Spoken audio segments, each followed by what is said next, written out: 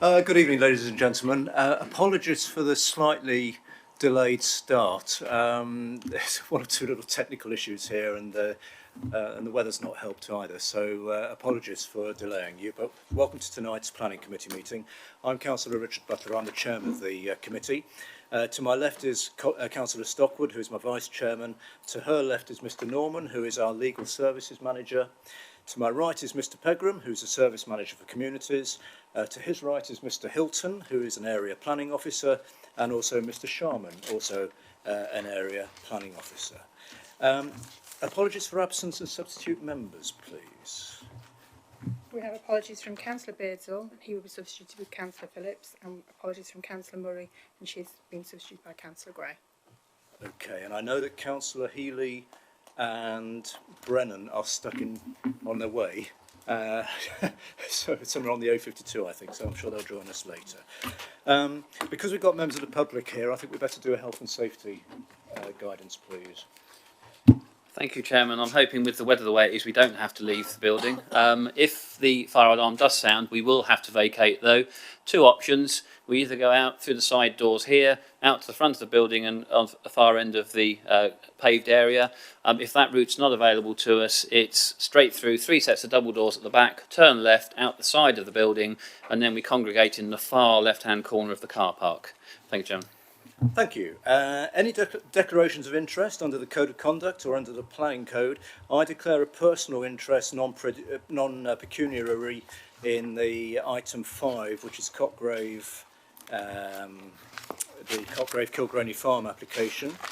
I won't be sitting for that item. And any other declaration? Councillor Major, please. Yeah, regrettably, I appear to have inadvertently declared an interest in the item regarding the land off Landmere Lane, so I'll be stepping aside.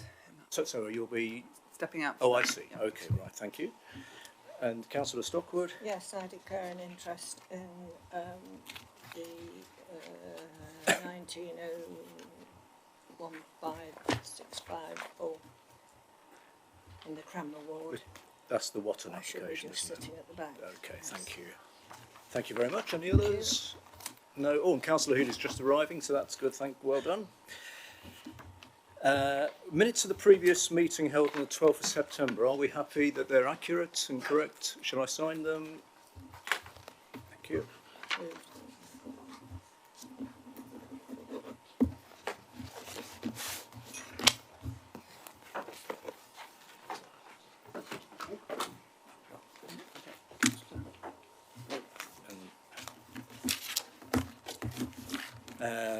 Right, so we'll move into planning applications. Now, with your permission, I'd like to bring item 6. This is the tree preservation order to the front of the agenda. And the reason for this is to do with legislative requirements. It's essential that we get this done by a certain time and date, and that date is imminent. So with your permission, we'll bring this item to the top of the agenda. This is item 6, the tree preservation order.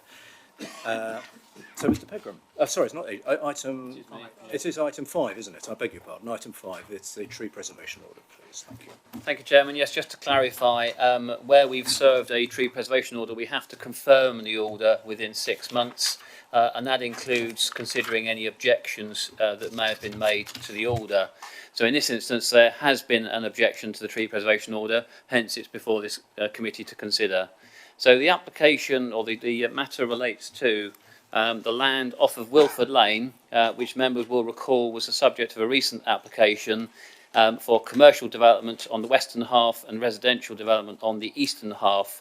There's the Beckett School to the rear, Wilford Lane to the front, and the Roco Leisure Centre across the road. In response to the application, Chairman, we felt it was prudent to make a tree preservation order. A tree preservation order is obviously made where the trees are potentially at threat, and it is expedient to make an order in the interest of the amenities of the area. So obviously there are a lot of trees on this site.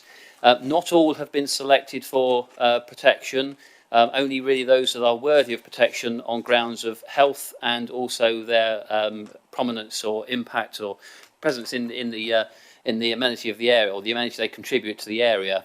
You'll see from the plan in front of you that there are a number of individual trees. There are 12 individual trees on the tree preservation order, and then there are 2 area orders.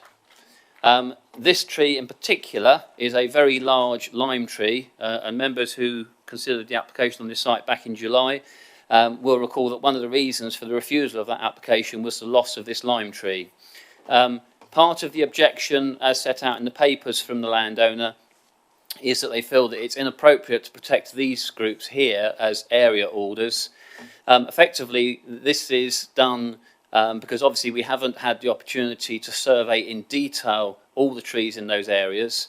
So the area order specifies the specimens of trees in that area, and it's accepted that if the site does come forward for development, there may be some thinning out of those trees, retention of the better specimens, and then it may be a case that we have to amend or issue a new order to address those sort of issues. So, as I say, there's the Beckett Way, there's 2 trees on the western side of Beckett Way, some on the frontage, and a group at the back here, and the areas. So if I just go through the photographs, that is the very prominent lime tree, which members will no doubt be familiar with. That is the main tree which was the reason for refusal of the planning application. Looking along Wilford Lane, this is one of the trees here that's subject to the preservation order. Looking down Beckett Way, these 2 trees are also subject of the order. And then looking across, it's this one, and this one are 3 of the trees that are protected. And again, looking towards the back of the site, there's some individual trees here, and then those groups you saw. So in the background, you can see there's a sort of more dense cover of trees. And again, looking across towards Roco, that's one of the trees to be protected, this one and this one. I won't dwell on it, Chairman. It is clearly a site where there's going to be some development come forward at some stage. Therefore, we consider it expedient to make the order. The recommendation before you this evening is to confirm the order. Thank you. Thank you, Mr. Pegram. Does anyone wish to? Well, we have no speakers on this. Does anyone wish to start talking about this, or are we happy to make a fairly swift decision? Who would like to start? Councillor Phillips, please. I suggest we make a swift decision. So by that, are you recommending moving the recommendation? I am, yes. Do you have a seconder, please? Councillor Purdue-Horan. And just to be on the safe side, does anyone wish to make any comments? Are we all happy with that? So it's moved and seconded as per the report. Recommendation. All of those in favour, please show. I think that's probably unanimous. Thank you very much. Thank you.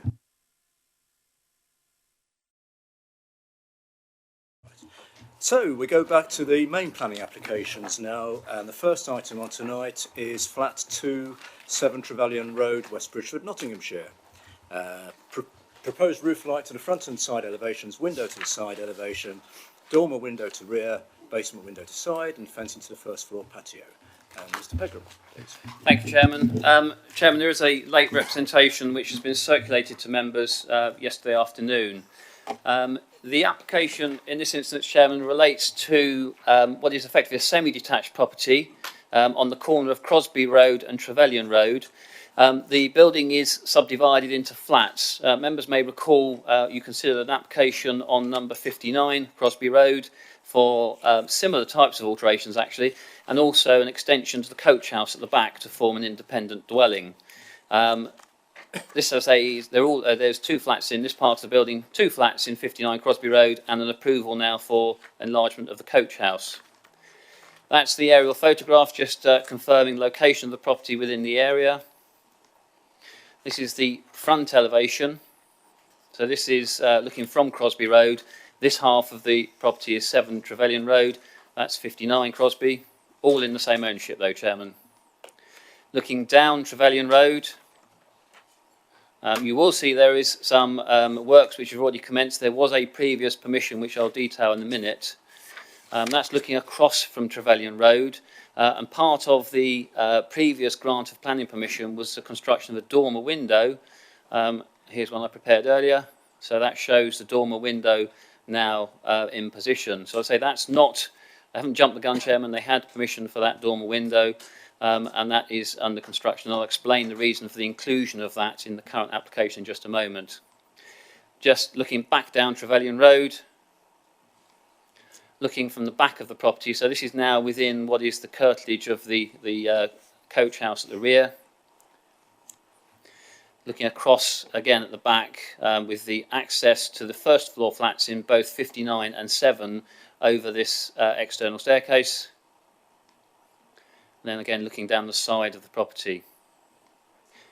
So, Chairman, as I say, there has been a previous permission on this site for conversion of the loft space to include a dormer window on the rear and 2 Velux windows in the front elevation, and also a fence around the raised terrace area here. As I say, those elements have permission. The reason they are included on this application, Chairman, is because the applicant has chosen, instead of having zinc coating to the face of the dormer, to seek a rendered finish to the dormer now, similar to one which has been constructed on a nearby property. In terms of the additional elements which effectively haven't got the planning permission yet, if I go to this picture, it's probably good. The ones outlined in green are the elements which have effectively had previous permission. As I say, the only change is that that's going to be rendered rather than zinc clad. The elements which are outlined in yellow, it is a yellow or an amber, are the new elements. So the application seeks the addition of a roof light here, which is effectively high level over a room, so you can't see out of it as such. An additional window here, which would look over the side of the property towards Trevelyan Road, and a basement escape window in this location here. Chairman, these are considered to be relatively minor alterations. They don't have any adverse effect on the amenity of neighbours or the area, and the application is therefore before you with a recommendation to grant planning permission. Thank you. Thank you. We have one person registered to speak on this, who is the ward councillor, Councillor Mallender. Sue Mallender.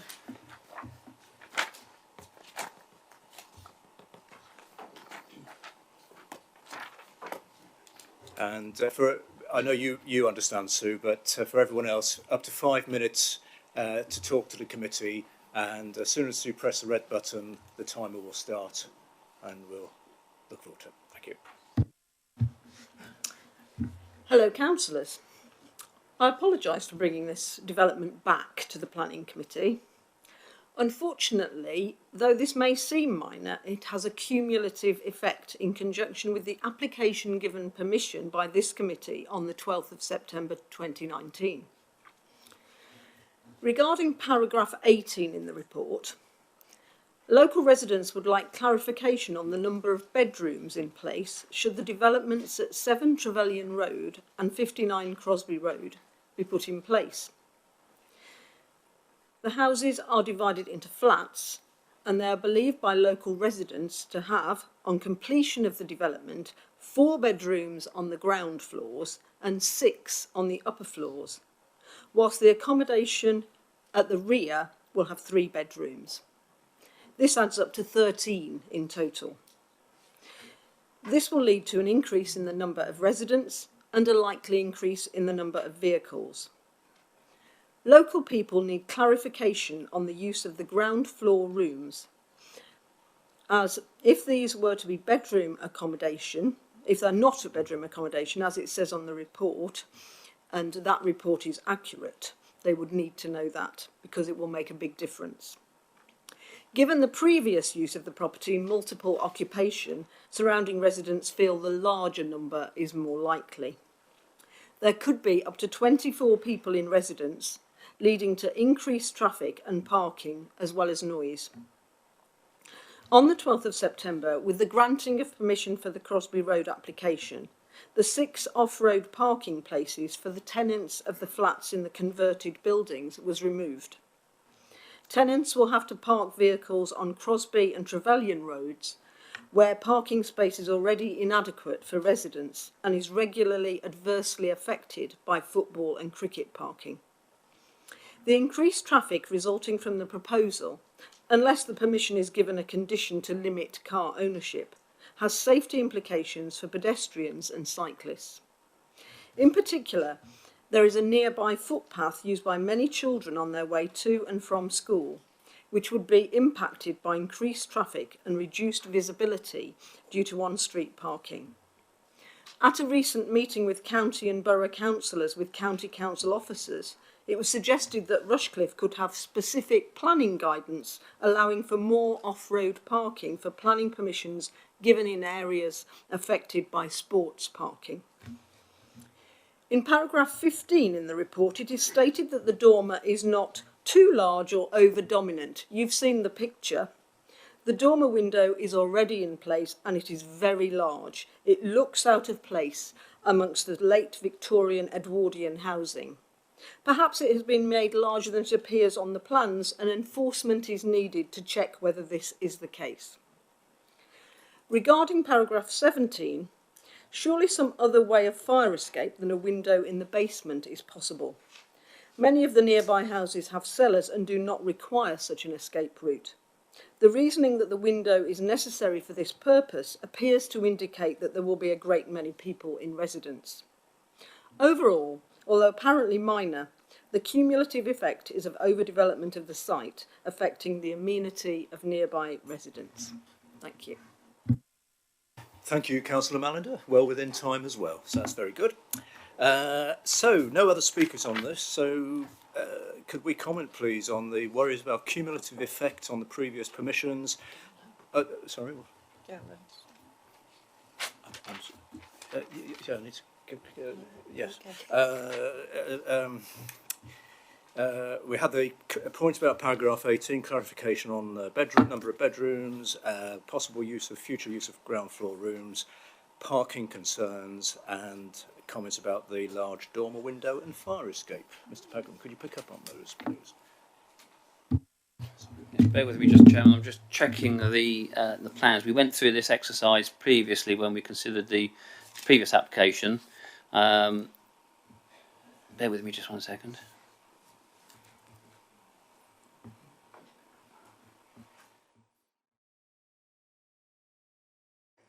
So the 59 Crosby Road, Chairman, would have, the first floor flat would have 1 bedroom.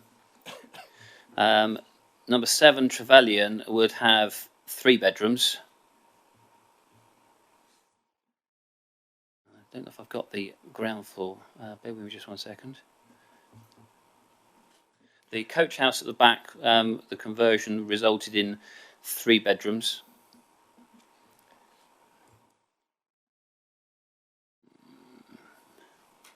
That's not ground floor.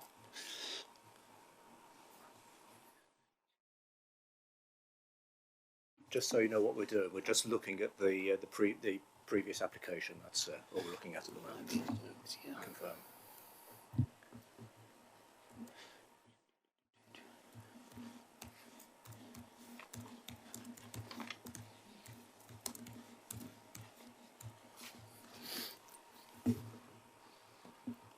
How many are we up to so far, Chairman? 4 so far. Got 1 plus 3. Plus the 3 at the back. Yes. 7. Plus 3, so that's 7. Yeah.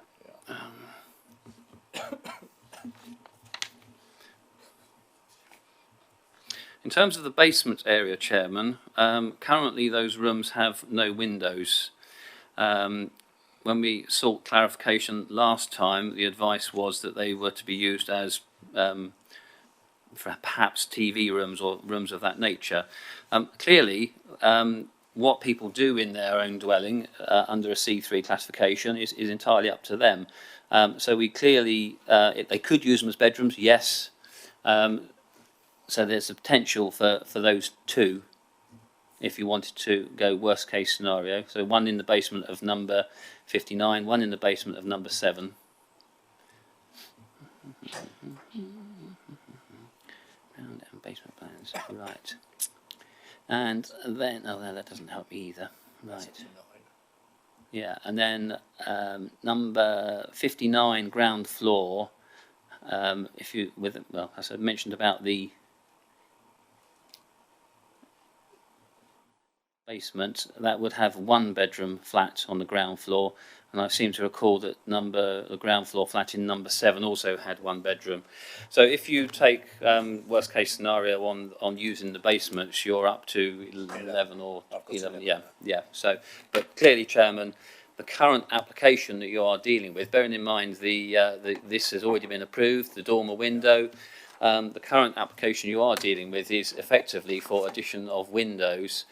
Just in terms of the concern about the size of the dormer, I'd ask members to have a look at this plan here. The dormer effectively comes out pretty much from the ridge, comes pretty much down to the wall plate.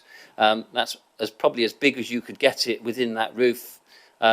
And you saw the photographs, Chairman, of the dormer, which, looking at that, to me, comes out from the ridge and down to the wall plate. Clearly, it's not yet finished, so in this form, it's may appear different to when it's finished and rendered. I think that addresses all of the comments. Oh, just in terms of the reference to parking standards, Chairman, there isn't currently an SPD or guidance that the Borough Council has adopted on parking standards. We're guided by the County Council. They have their own parking standards for residential and commercial properties. Clearly, there's no objection from the Highway Authority in this instance. Thank you, Chairman. Okay, thank you, Mr. Pegram. So we can open it up for discussion and decision now. I've got one speaker so far, Councillor Goland, please. I remember this well from September. I don't think the fact they write living room on the plans can be used to assume it's going to be a living room in a house of multiple occupancy. The problem with the basement on the other side of the house appeared to be a room last time, and it looks like the same this time. I'm not quite clear whether the extra windows are really to turn another living room into a bedroom. But I think this is, heavily overdeveloped corner of this highly residential area now. There's going to be planning. It's already a parking nightmare area. And how can all these people possibly be accommodated with cars, which most of them are bound to want to have? Okay, thank you.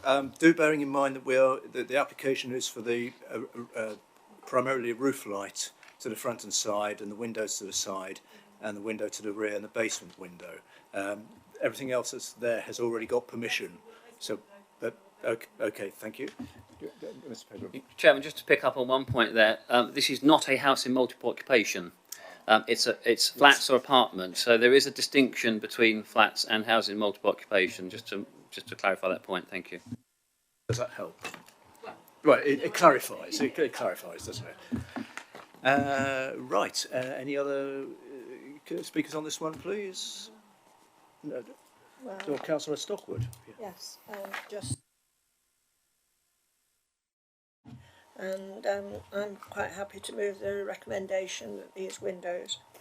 Okay, thank you. So you're moving the recommendation as Yes. per the report. Do you have a seconder for that, please? Councillor Phillips, thank you. Do you wish to say anything, or? No. Okay, and anyone else wish to come in on this, or? No, I think, well, we've got to we've had the report, we've had the clarifications. I think we'd better go to a decision then, please. Show of hands for those in favour of the recommendation, please show. 8. Anyone against? It's 3, Chairman. 3. And any abstentions? I don't know. So that's 8-3. So that means that permission is granted as per the report. But thank you for your, Councillor Golan, thank you for pointing those items out.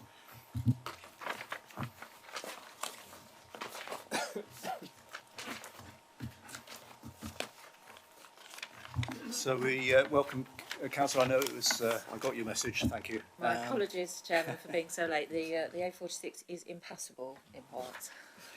Our next application is land south of Landmere Lane at Walton. Erection of 2 drive-through units, A3, A5, retail terrace, A1, A3, A5 and D1, and a day nursery, D1, with associated car parking and infrastructure. Mr. Pegram, please. Thank you, Chairman. Chairman, there is a late representations circulated to you yesterday afternoon. The only ones I will refer to for clarity is that number 4 on the list is some corrections to the report. firstly, paragraph 93 has one too many knots in it. And the other issue is that there appears to be some inconsistency between the assessment and the conclusion, and in particular in paragraph 168, the word moderate should have read low level. Thank you, Chairman.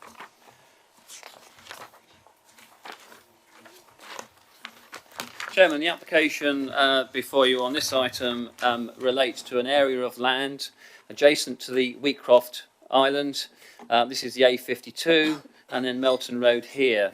Put it into context in the wider area, it does form part of one of our strategic allocations for the borough, and in particular one of the strategic allocations within the principal urban area. So that's the existing garden centre. Obviously this aerial photograph is somewhat out of date now because there are houses all in this area, some built in here and some development has gone on down here. So, Chairman, the application, as I say, the site forms part of your strategic allocation for Ed Walton. The allocation is for housing for around 1,500 dwellings, up to 4 hectares of B1 and or employment generating development, a neighbourhood centre and other community facilities as appropriate. If I can get this keeps moving for some reason, bear with me, Chairman. I don't know why it's... Right, it's not going to work. Technical issues again. Oh, here it is. Right, the application site, as you'll see in a minute, is down adjacent the A52. We also have the Ed Walton development framework for the site, which again identifies the area down here for employment generating uses. You've got the existing Wheatcroft business park, the 4 hectares or around 4 hectares of land allocated in the strategic allocation equates roughly to this piece, which is around 2 hectares, and then the site of where the Waitrose store was approved here, totaling around about the 4 hectares. So that puts the site in terms of the context of the site. Chairman, this is looking southerly down Melton Road, looking towards the Wheatcroft roundabout, properties on the opposite side of the road, and the entrance into Landmere Lane on the right here. That's turning around, looking back the other way, northerly. I will come on to an explanation in a moment, Chairman. These pictures were taken at about 2:30 in the afternoon, and I will show you some other pictures because I would not want to be accused of misleading members in terms of traffic generation on this stretch of road. If we turn around, that's looking across Melton Road at properties on the opposite side of the road on the David Wilson development. And then these are some pictures which one of the residents has sent in, showing obviously a different picture. As I say, our officer was on site around 2:30. These show probably more what's typical around rush hour time. But as I say, I didn't want to be accused of misleading the committee to thinking that there's no cars on that road. You'll see here at the entrance to Landmere Lane is an office block under construction. Again, looking across the Landmere Lane junction, that office block on the right. Again, now standing on the western side of Melton Road, looking down at that development. And then into Landmere Lane. We start now to move along Landmere Lane. Looking back on Landmere Lane, again at the residential properties opposites and the junction. Again, different shot of that angle, from that angle. Turning around, looking down Landmere Lane now, and the development site is on the left here. Again, looking across that development site towards Wheatcroft Island. Turning around again, picking up the office development I referred to at the junction. Again, looking down Landmere Lane in a generally westerly direction, so again the site is on the left here. And looking into that site. This is now stood on the opposite side of the road, so I'm now, or the photographer is now backing the properties, the residential properties you saw in the earlier shots. So again, there's that office building. Looking down the service road that serves those properties towards Wheatcroft Island. Again, turning around, looking across from those properties. And then a different shot just towards Sharp Hill Wood there in the background. So, Chairman, as I say, this is part of the strategic allocation adjacent the Wheatcroft Business Park. The application of the site, or the site which I'm outlining with the pointer now, had the benefit of a hybrid approval, full planning permission for an Aldi supermarket here. The other elements were approved in outline for a care home roughly in this location and a extra care apartments here. The plans with that application did not consider layout, so there's some flexibility in where those buildings were to be sited. The extra care apartments are now not coming forward.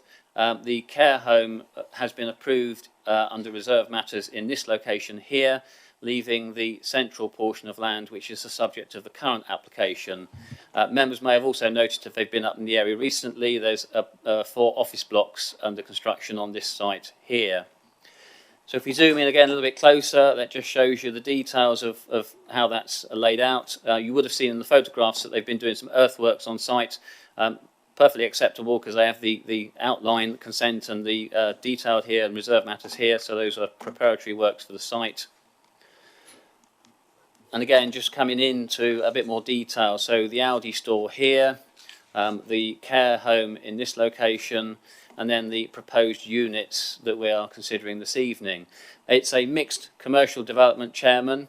The proposal is for an A3, A5 use here with a drive-through, an A3, A5 use here, again with a drive-through, a terrace of 3 A1 retail units, and then a day nursery for a children's day nursery in this location. Access would be shared with the Aldi store here. There was a variation to the outline. There was a proposal for an access roughly in this location. That's effectively moved down to serve the care home here. So this development would share the access with the Aldi development. Again, just zooming in a little bit closer. John, what I would say, you will see there are some users referred to on this plan. We are not giving permission for the users, we are giving permission for the land use. And that is an important distinction to make in this application. Having said that, I understand that the applicants do have end users for pretty much all of the units, maybe but one. So this is the A3, A5 development that would sit closest to Lamere Lane that you saw in the plans. A 2-storey building with a drive-through. That's the layout of the restaurant, effectively restaurant ground floor with seating the first floor as well, and a drive-through to the rear of the building. This is the proposed building that would sit in the southeastern corner of the site. Again, an A3, A5 use with a drive-through. Details of that again, obviously quite an open area just for seating and servery for the cafe restaurant use.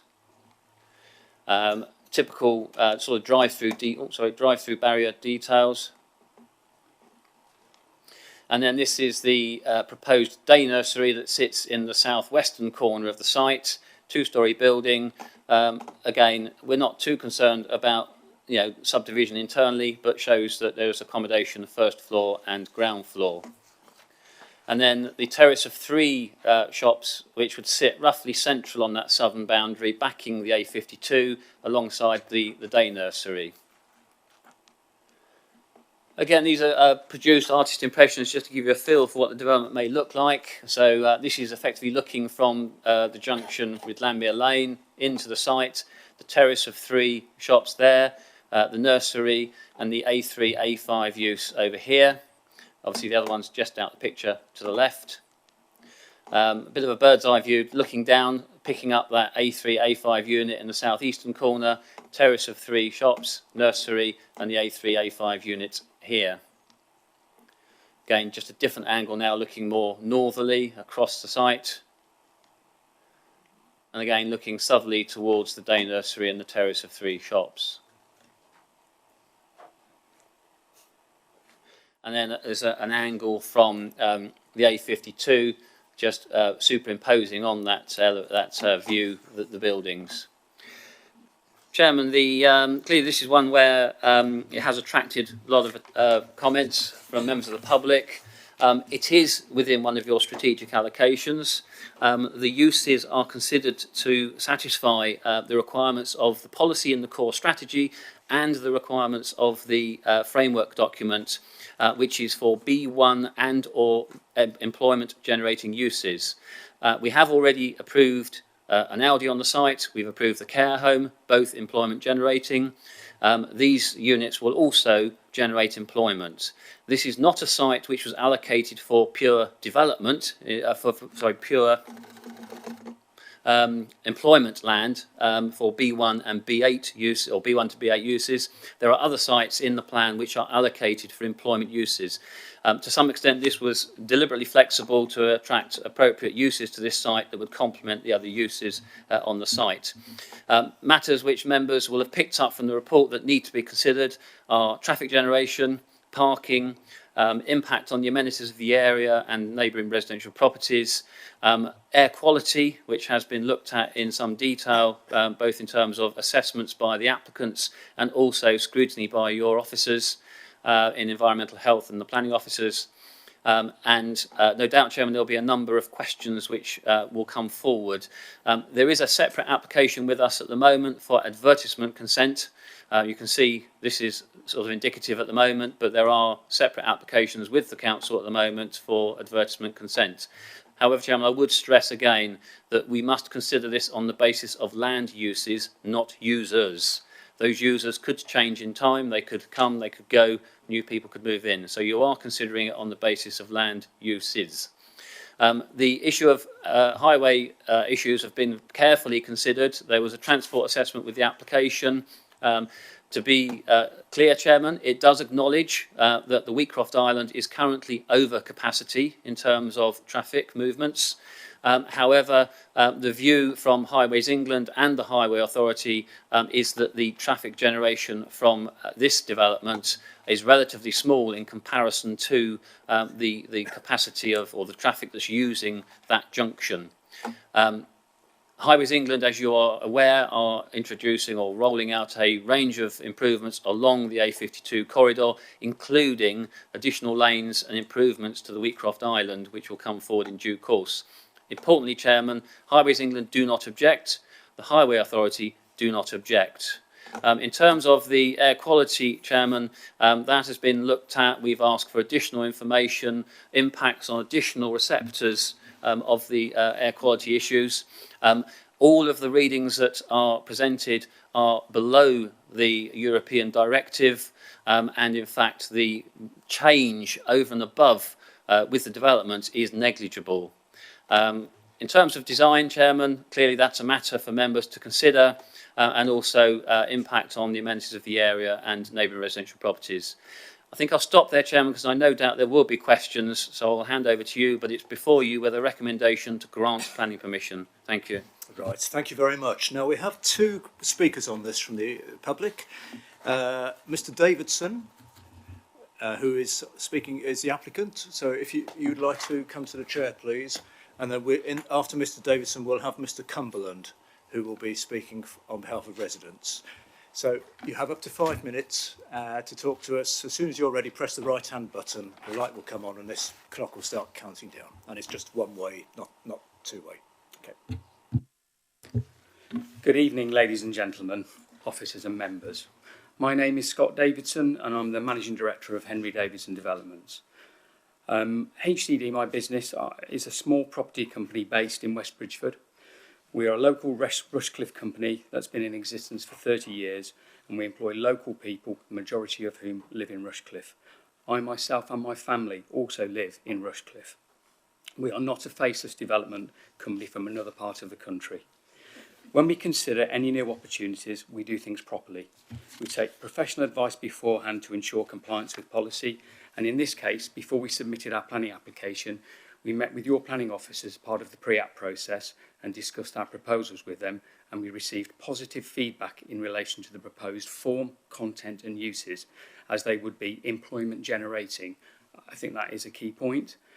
The application site is part of the wider Edwalton strategic allocation in an area identified for employment purposes under Policy 20 of the adopted core strategy. The site sits between the Oldie and the care home, and their uses which have recently been granted planning permission by your council, again as employment generating. Policy 20 also includes a neighbourhood centre to meet the day-to-day needs of future residents, the site for which is to the north of our application, I think generally known as the Waitrose site. Our site is not that site, and I say that because there's a bit of confusion as to what we're supposed to be delivering within our proposal. Our development proposals will generate circa 110 full-time jobs and 83 construction jobs. It would also create a diversity of jobs with positions with different levels of responsibility in childcare, retail and food beverage sectors. Your officers have identified this as a positive factor in the committee report. We've legally secured all but one of the operators, including Busy Bees Day Nurseries, and we have a contractor ready to go should our application be successful. I can assure you that the 110 jobs will be delivered along with the construction jobs. Our proposals have, of course, been reviewed in detail by Highways England, Nottinghamshire County Council Highways, your Environmental Health Officer and the Planning Policy team. And we are pleased that they have no objection to the proposal, clearly subject to conditions. Indeed, Nottingham County Council, in paragraph 121 of the officer's report, concluded that the existing junction, I think that's the Landmere Lane and Melton Road one, has a substantial amount of available capacity. There have been some photographs of traffic on social media which are not always totally fair, as there was at the busiest times, and on the day in question there was roadworks on Tollerton Road and Tollerton Lane. With regard to air quality, the Council's Environmental Health Officer thoroughly reviewed the information and in para 139 concluded the Council is satisfied that the proposed development will not cause unacceptable levels of air quality for the users of the development, including the Children's Day Nursery, the care home and the residential properties nearby on Melton Road. In relation to retail impact, we've agreed to a planning condition to address any unlikely but impacts that could be on neighbouring local centres. And I can advise that the scheme will also include covered cycle storage to encourage staff to cycle to work. Some residents have expressed concerns and my co-director met with residents in order to understand them. As a consequence, and notwithstanding the fact that our scheme is 150 metres away from the nearest residential properties on the opposite side of Melton Road and is set back behind the new office blocks in the Oldie, we have agreed to reduce the scheme's opening hours and times for deliveries, noting that the reduced hours that are now in the report were not something your EHO insisted upon, it was something that we offered up. I can also confirm that we've offered up CCTV, which will be installed, as well as a litter picking regime covering an area of up to 150 metres from the site. I believe we've taken a very responsible approach to our consultation with the residents. Your planning officer, in paragraph 102 of the report, concluded that there are low levels of harm arising to the amenity of residential occupiers. We are pleased to have support from the Jason Care Home and also the new office scheme next door. Look, I do appreciate that there will be a lot of emotion in the chamber this evening. As a responsible developer, what more can we do? The site is allocated. We've taken a proper and professional approach right from the pre-app stage to residents' discussions and agreeing conditions. We are policy and NPPF compliant. We have no statutory objections, no objections from statutory consultees, and we are recommended for approval. I therefore ask in terming this application, it's based on the planning ground and facts, as recommended by your officers and consultees. Clearly there's going to be some emotion here today, and I don't want that either, and I hope that you'll be able to approve this application as recommended. Thank you. Okay, thank you very much, and I was just on 5 minutes as well, so thank you. So our next speaker on this is Mr. Cumberland, please.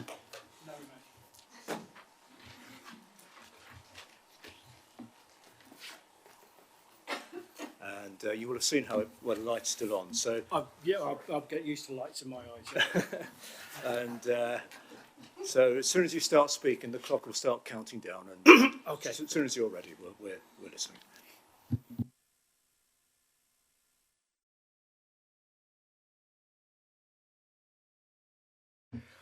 Thank you for letting me speak to you this evening. I represent the local residents of Ed Walton. You've seen photographic evidence of the current traffic problems. This is undeniable. It confirms Landmere Lane and Melton Road cannot cope now. It is not based on desktop reports, hypothetical projections. It is already a reality. Even this evening, people have had problems getting here on time. Drive-through units will only increase the traffic volume to an impossible level. Numbers quoted for the existing traffic in the highways reports are wrong. Our own research shows these numbers are greatly underestimated. On every occasion, we've counted at least double the numbers that have been quoted. This is a mistake of fact. There is an undeniable problem with cars leaving the site via Landmere Lane, lighting up our houses constantly with their headlights. This is a clear invasion of privacy and a health risk. You've seen photos showing this is unacceptable, excessive and dangerous now, before any of the approved developments. Their underestimated guesstimates say that this will occur an extra 200 times an hour at peak times. Absolutely unacceptable, and I'm sure you'll agree with that. This is material. It's a mistake of fact and in contravention of Article 1 of the Human Rights Act. You will also be aware that planning permission has previously been refused by Rushcliffe Council on this very issue.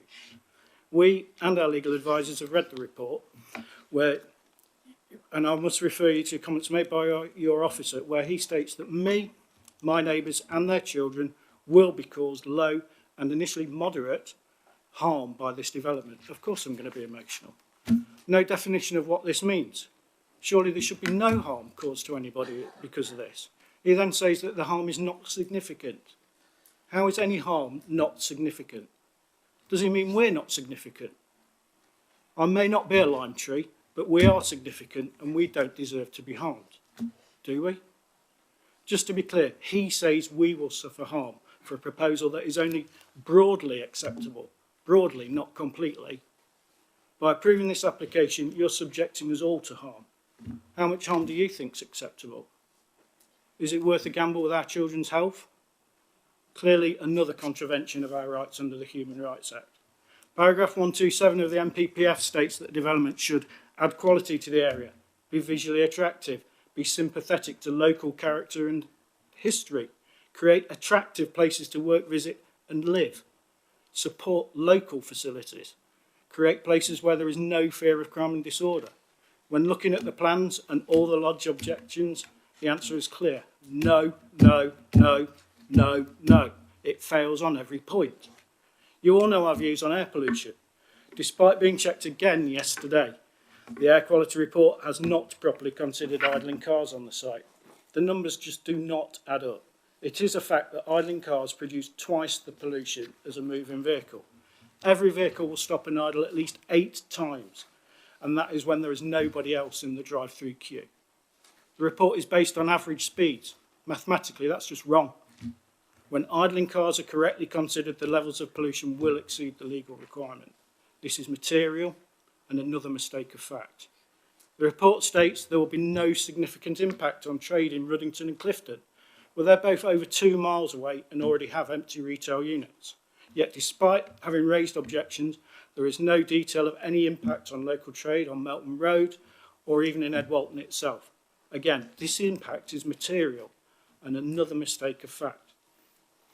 HDD have made great claims regarding the generation of local employment, a diverse range of just 3 types of jobs, retail, food and nursery. They quote £2.2 million of wages for 110 jobs. That means well over 85% of those jobs on offer are only at minimum wage. Minimum wage. Not much diversity or opportunity for our local people. This development does not even meet the definition of employment generating use, and we have seen legal opinion on this. Another mistake of fact. I can also categorically confirm that there has been no official consultation with residents, as their flyer states that they sent you, and certainly absolutely no agreement. Another mistake of fact. In summary, councillors, I've highlighted for you 3 material objections, 6 mistakes of fact for a judicial review, 2 contraventions of the Human Rights Act, along with a council admission that this development will cause us harm. There is no local support for this, no local benefit, and it does not serve the community. Please reject this application.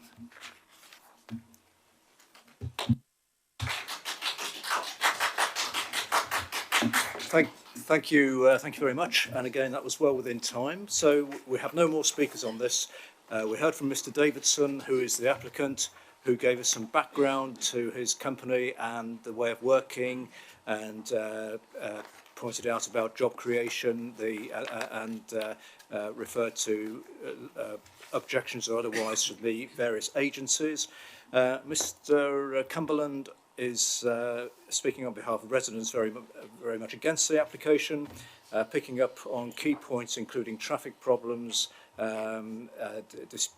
disagreed that the traffic numbers are correct as per the report, is worried about increased traffic volume, lighting from headlights, disturbance, made several references to the Human Rights Act and contraventions thereof, and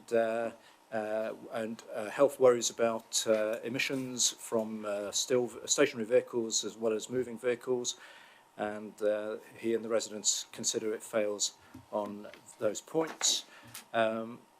And I think I've covered most of the main points there. Could you pick up on both the applicant and the Yes, Chairman. Nothing really to pick up on the applicant other than to say clearly it's for this committee to decide whether they consider this proposal to be policy and NPPF compliant. Chairman, in terms of the comments made by the residents, clearly they're entitled to their opinions. You are being asked to consider that there are errors of fact in this application. Just to pick up on some of those, Chairman, in terms of the traffic generation, it was referred to as underestimated guesstimates. Chairman, the applicant produced a transport assessment. We don't take that simply on face value.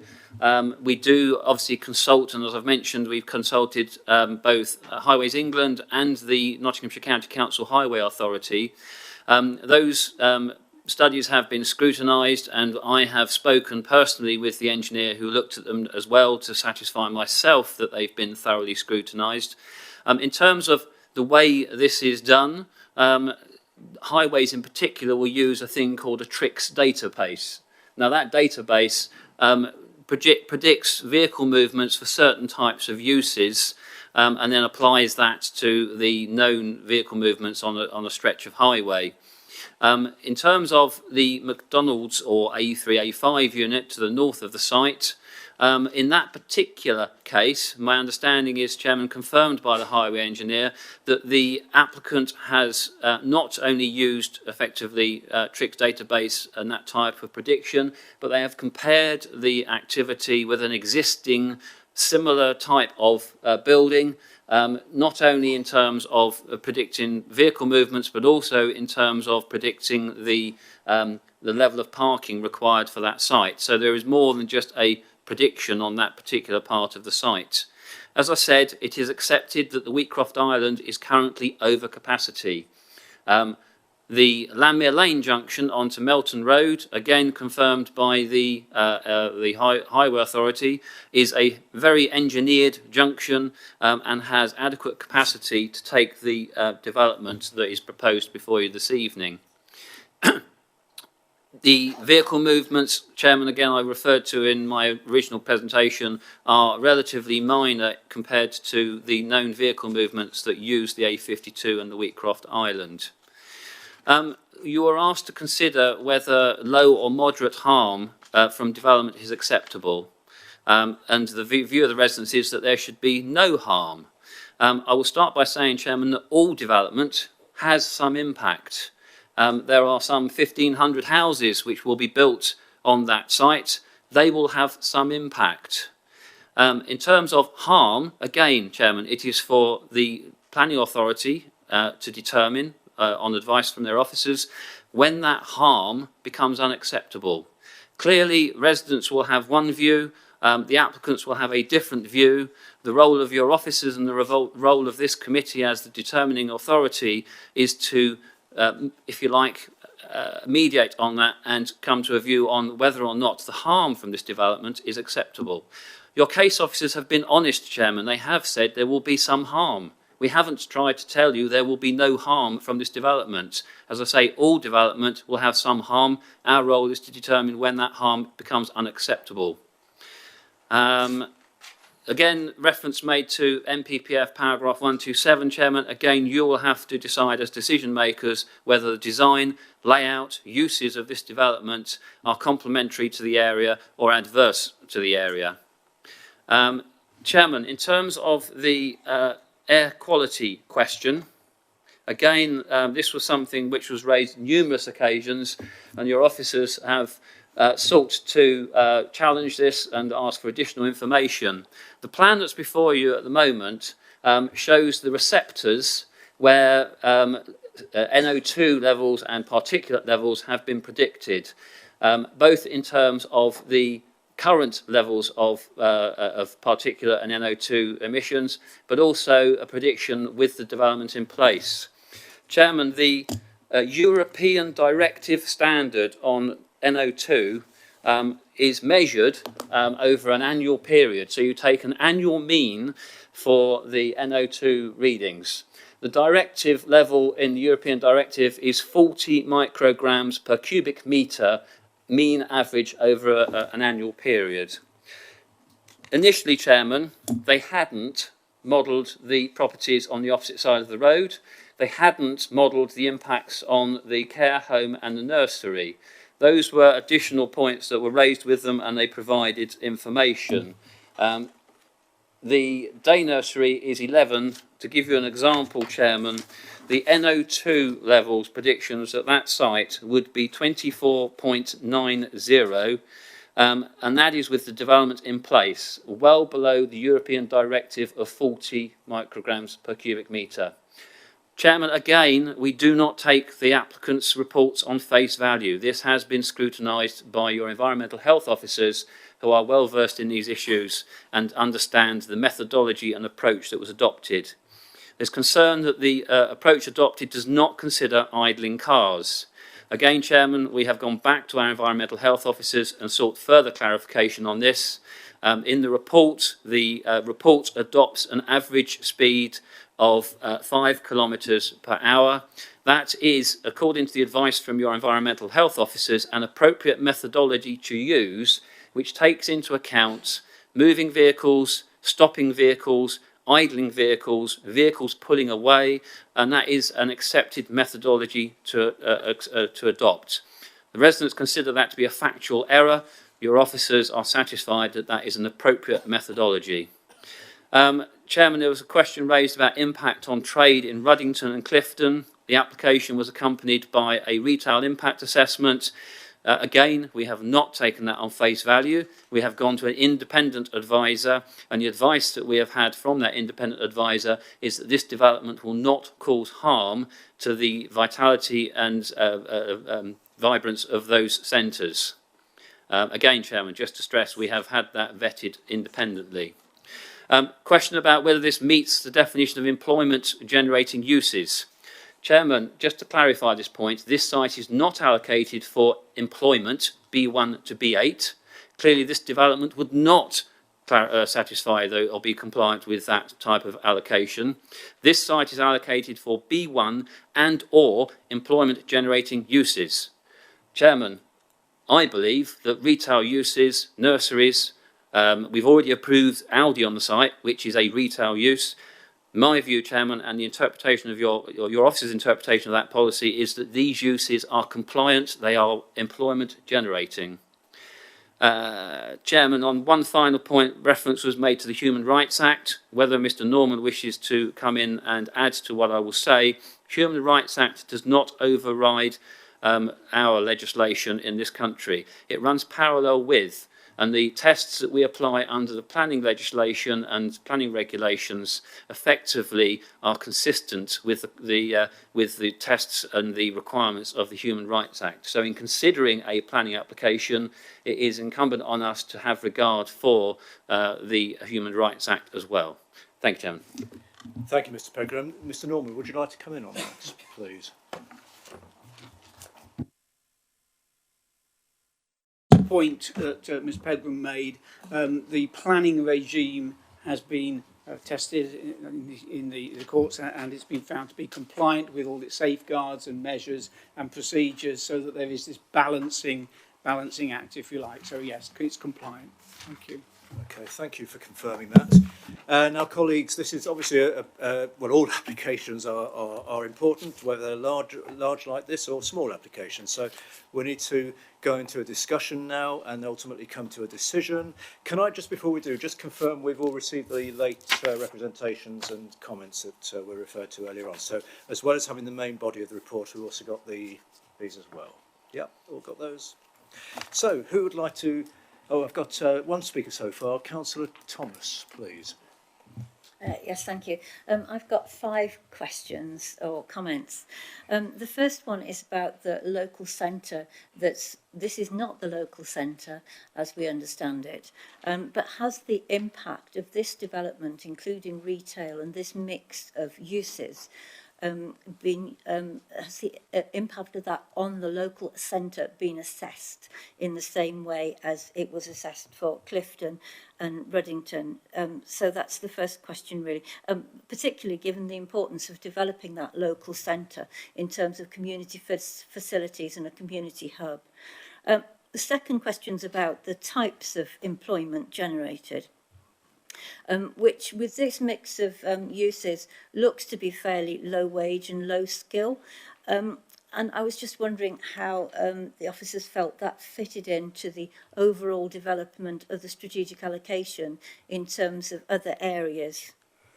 The third question is a concern that I have about the day nursery with the use classes on the retail terrace, which are A1, A3, A5 and D1. My concern is the A5 use on those 3 units, which could lead to a row of 3 different hot food takeaways in close proximity to the day nursery, which you know, I'd welcome a view as to the appropriateness of that, really. On the other hand, the possible A2 and B1 uses haven't been included for those retail units, which would provide a better, a more diverse mix, perhaps, of employment opportunities on the site. So I was wondering if that could be commented on.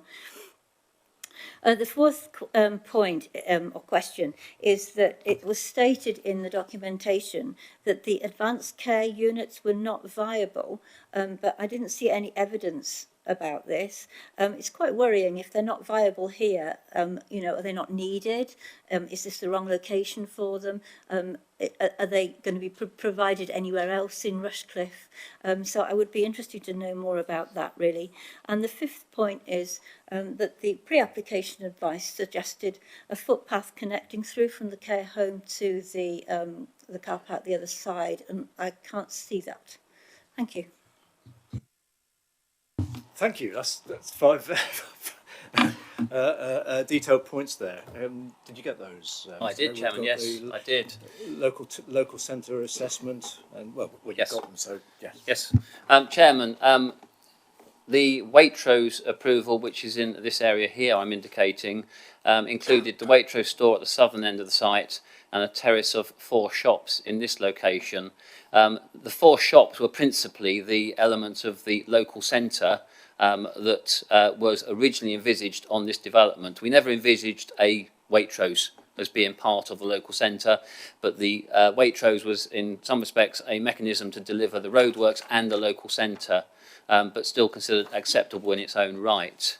In terms of assessing the impact on that, Chairman, firstly, it doesn't exist. Having said that, I have had discussions with the applicants, and clearly we as an authority still have a priority or desire to see a local centre delivered on this site. And clearly one of the issues we've considered is, would this development in its entirety prejudice the delivery of that local centre? We do not believe it would.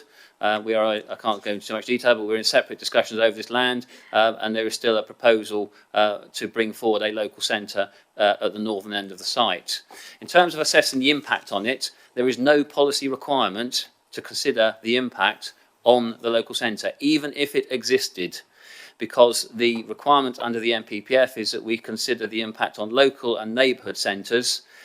This is referred to, I think, in the framework as some sort of neighbourhood centre, but it's not a neighbourhood designation. So even if that existed, there would be no policy requirement to consider the impact of this development, or indeed the Aldi store, on that local centre. That's point one, Chairman. Type of employment, well, Chairman, clearly you will have to decide for yourselves. As I said, your officers are satisfied that this is an employment-generating use. I think what I would suggest, Chairman, is you have to look at this as one piece of a bigger jigsaw. There's clearly the wider strategic allocation you have, which falls within that strategic allocation, the Wheatcroft Business Park, which has offices and a variety of uses, and we've approved offices on the neighbouring site here. If you look at it in the bigger picture, our view is that there is a delivery of a variety of different jobs and employment on the allocation. Day nursery, Chairman. Yes, there is a lot of emotion around the location of takeaway uses close to schools. The best way I can explain this one to you, Chairman, currently this is an A5 use, this is an A5. These are, as I understand it, they have retail users lined up, but the permission is potentially for use of those as A5 as well. When we were developing part 2 of our local plan, we initially included a policy in that plan to restrict takeaway uses in proximity to schools. This was done similarly by other authorities, and other authorities went through their examination in public, and those policies were either struck out by the inspectors or heavily modified by the inspectors. In terms of our own evidence base, there was no evidence for such a policy. There was no suggestion in terms of obesity levels within the borough that there was a problem in terms of school children obesity. One example I can give you, Chairman, is that in Ashfield, where the inspector did keep the policy in but heavily modified it, their policy only relates to the location of fast food takeaways within proximity of secondary schools. And I think the distance they give is something like 400 metres from a secondary school. The reason for that, and the evidence provided by the inspector at the time, was that certainly nursery school children, and to a lesser extent perhaps primary school children, do not have free will to leave the premises like secondary school children would. In any event, Chairman, as the crow flies, this unit would be about 625 metres away from the primary school on the Ed Walton allocation. So if we did have such a policy, and if it did relate to primary schools, certainly in terms of the primary school, Chairman, my view is it would be compliant. Adverse impact on the viability of care home. Yes, Chairman. Well, the advice I would give on this one is you must consider what is before you. Yes, the original hybrid application included outline for extra care apartments. For whatever reason, presumably the developer has not been able to secure a user for extra care apartments, but ultimately you must consider what is before you, not what might have been. And on the final point, Chairman, pre-app advice, just remind me what this point was. It was pre-application advice to do with the footpath. Yes, the footpath. Yes. Thank you, Chairman. Yes, I'm not sure if you can pick it out on it. No, it's not actually marked on here. There is a public footpath that runs up through here. And clearly there is a need for that to be maintained. If it was to be closed, it would have to be through an order. So there is links from the care home and the development here through, would be links through to the wider network. In addition to that, Chairman, the proposal does include both for Aldi and the care home and this bit, proposals to ensure that there is an improved link along this side of the road back into the wider network of footpaths and cycle paths in the area. Thank you. Oh, there is also, I should say, if you go along Lambert Lane, an underpass under the A52. So again, it links in with that network. Thank you, Chairman. Thank you.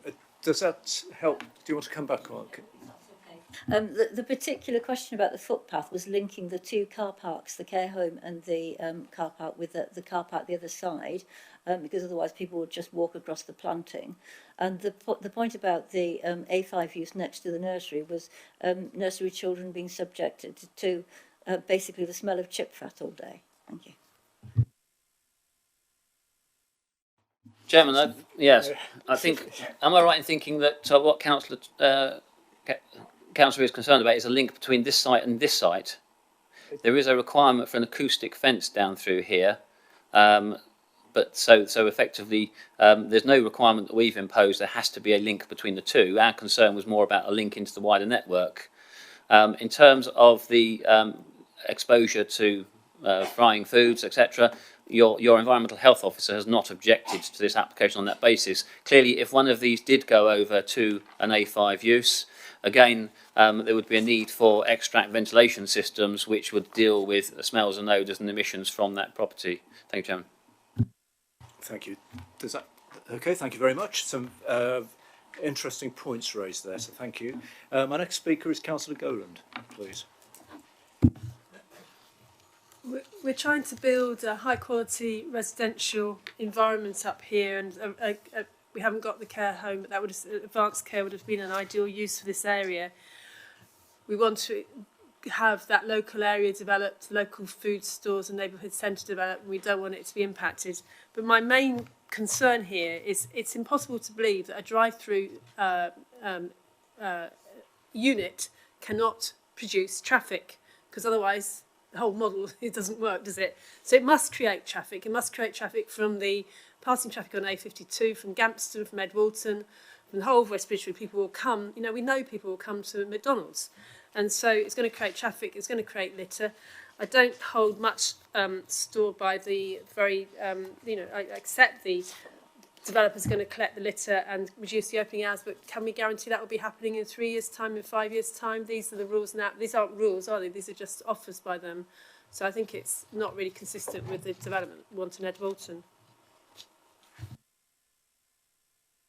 Okay, thank you very much. Do we want to click on that? Take another speaker. Yeah, first, sure. Yes, Chairman. well, I'll come back yes. on, I think on block. yes. Yeah. Councillor Brennan, please. Thank you, Chairman. Like my colleagues, I'm very surprised at the lack of demand for supported apartments. I recognise that's not in front of us, but it does surprise me. And there isn't a great deal of evidence for the assertion that there's no demand. I have to assume there isn't. But given anecdotal experiences elsewhere of the level of demand for that kind of facility, it really does surprise me that there's no demand there for that. In terms of the end users, I recognise that we're not here to discuss the end user, and in fact we're just here to agree the use. And I'm sure we would all prefer to see local businesses and boutiques and nice restaurants and so on the site. But that's not what we're here to decide.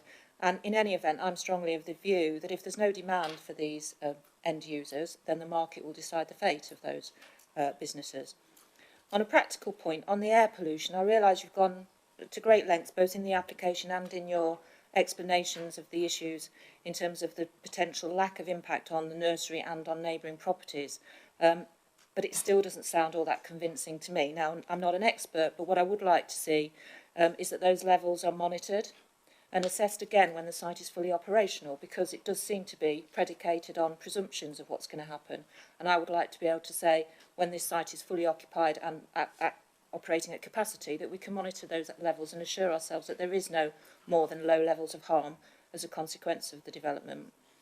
And also, finally, in light of the proximity of the residential properties and the care home, I would support the point that Councillor Robinson made about the hours of business, and I recognise they've already been changed. But I support the view that 11 o'clock is late for that area and 10 o'clock would be preferable. And I would also question the extensive delivery hours on Sundays and bank holidays, because to me, 8 till 8 on a Sunday and a bank holiday for deliveries and so on seems to me quite excessive and possibly disruptive, and I'd much prefer to see them reduced, say, to 9 till 5 on Sundays and bank holidays. Okay, thank you. So, Councillor Goland was referring to we want high quality development, and points out that drive-through must create extra traffic, and also a little bit worried about future litter and how it's policed and monitored. And then Councillor Brennan was surprised at the apparent lack of demand for extra care facility, and also a couple of suggestions about air monitoring. If it goes ahead, air monitoring should continue, and the hours of loading and delivering, etc.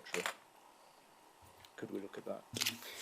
Thank you, Chairman. I'm going to try and multitask here. My goodness. So apologies if I pause for a second. Okay, Right. So basically, Chairman, we'll come back to this point. The wasn't advanced care. Extra care apartments were proposed as part of the outline. for, as I said, for whatever reason, the applicant has not, or the owner hasn't been able to attract a user for that. Ultimately, though, Chairman, you must consider what is before you, not what might have been. You can't refuse this application because it now won't deliver extra care apartments. The care home element is coming forward and probably may have even commenced on site now, and that does provide a whole range, as I understand it. The user that is going to occupy that would provide a whole range of care, including dementia care. So it does provide a facility. In terms, Chairman, of where am I now? I did say I'd multi-fail, but that's that point. The drive-through traffic. Yes, Chairman. I think one of the councillors suggested that there was a belief that there would be no vehicle movements associated with the drive-throughs. Chairman, we were not trying to say that, and neither was the applicant. What we are saying is that the level of traffic generated by the drive-throughs is not considered by the Highway Authority to have an adverse or severe impact on the highway network. Yes, there will be traffic, clearly there'll be traffic, but it's not believed that that impact would be significant given the level of traffic already using that network. Chairman, there was concern that members were not convinced on the air quality issue. Chairman, this is not an air quality management area or monitoring area. We have two nearby. There is one at Trent Bridge. There is also one at Stragglethorpe. This site, even though it is adjacent to a major interchange, is not a monitoring area. We don't have the benefit of an environmental health officer here, but my view, Chairman, is given the levels that are existing and predicted, there is no justification for a monitoring area at this location. The studies were done on the basis of levels predicted for 2021. What that doesn't necessarily take account of is improved technology and emissions from vehicles. We do monitor, as I say, Trent Bridge, we monitor Stragglethorpe. The monitoring that we undertake indicates, and I have to be careful how I say this because it's the reports are out there, you can read them, but the average annual levels in our air quality monitoring areas is showing a decline on certain times. Yes, there are peaks in the readings, but at the moment the evidence would suggest that those are declining. I don't believe, Chairman, given the levels that exist or are predicted at this location, there is any justification for a monitoring area, monitoring area in this location. If it was considered appropriate, the Highway Authority can ask for monitoring tubes to be placed at the site. Not Highway Authority, the environmental health officers can ask for monitoring tubes. They didn't in this instance. Proximity of residential properties. Yeah, the hours of use, Chairman. Yes, Chairman. Yes, they have reduced the hours on this. I was going to try and look up Aldi to see what Aldi's delivery hours and operating hours were. Clearly, that is an approved activity at that site. And I believe that we will probably find that those hours are pretty much consistent with the Aldi use. I can't guarantee to you, Chairman, that in a year, 2 years' time, the applicant wouldn't come back or the operator wouldn't come back seeking variation to their operating hours. Clearly, that's another application which would have to be considered on its merits. It would have to be supported by the relevant information in terms of noise, mitigation, etc. And that matter would be considered by your environmental health officers at that time. However, Chairman, again, it's a bit like if you approve an anemometer, you can't refuse it on the basis that it might be followed by wind turbines. You wouldn't be able to refuse this application on the basis that it might lead to 24-hour opening. At the moment, the hours are set as set out in the report, but yes, they could come back and they could seek to extend those hours. In terms of the litter picking, Chairman, your officers have not recommended a condition on this because we don't believe it satisfies the 6 tests which are set out in the MPPG. Reasonable, necessary, relevant to planning, reasonable in all other respects, and one other just escapes me at the moment because Mike went off, but we have looked at that, Chair, and we've considered whether such a condition would meet those tests. We don't believe that in this instance it would, so have not therefore suggested that. If members felt that it was an appropriate one, that is for them to determine, but your officers didn't feel it appropriate. Thank you, Chairman. Thank you, Mr. Pickram. 2 more speakers so far. Councillor Verdi, please. Thank you, Chairman. First of all, I'd just like to endorse the points raised by Councillor Brennan, particularly in regards to the fact that as a committee this evening, and our officers have already reminded us, we are here to look at the implementation and compliance with the national policy planning frameworks and the use of the land rather than some of the other issues, however pertinent they may be. But I want to specifically pick up on one area. There's been a lot of discussion already and representation regarding the Landmere Lane junction, and particularly the amount of traffic we can expect with this development. I'd like to ask Mr. Pegram if that information is available. The Highways Authority and Agency have already said that there's a considerable amount of capacity still remaining in the junction. Two questions. One is, do we have an indication of what currently is the traffic flow and percentage, if you like, of that capacity we are utilising? And number two, if this development is approved, post that development, how much of that capacity are we going to use? And therefore, it's a magic figure. We seem to have this reference to a lot of capacity. I'd just like to understand what sort of capacity we are actually looking at. Chairman, I'll hold my hands up. That's a bit technical for me. Yes, the reports are in the public domain. They're on our website. The highway officers' comments are in the website. The reason why we consult people like the Highway Authority is because these are very technical issues. Clearly, they're more specialist. They are of the view that there is sufficient capacity in that junction for this development.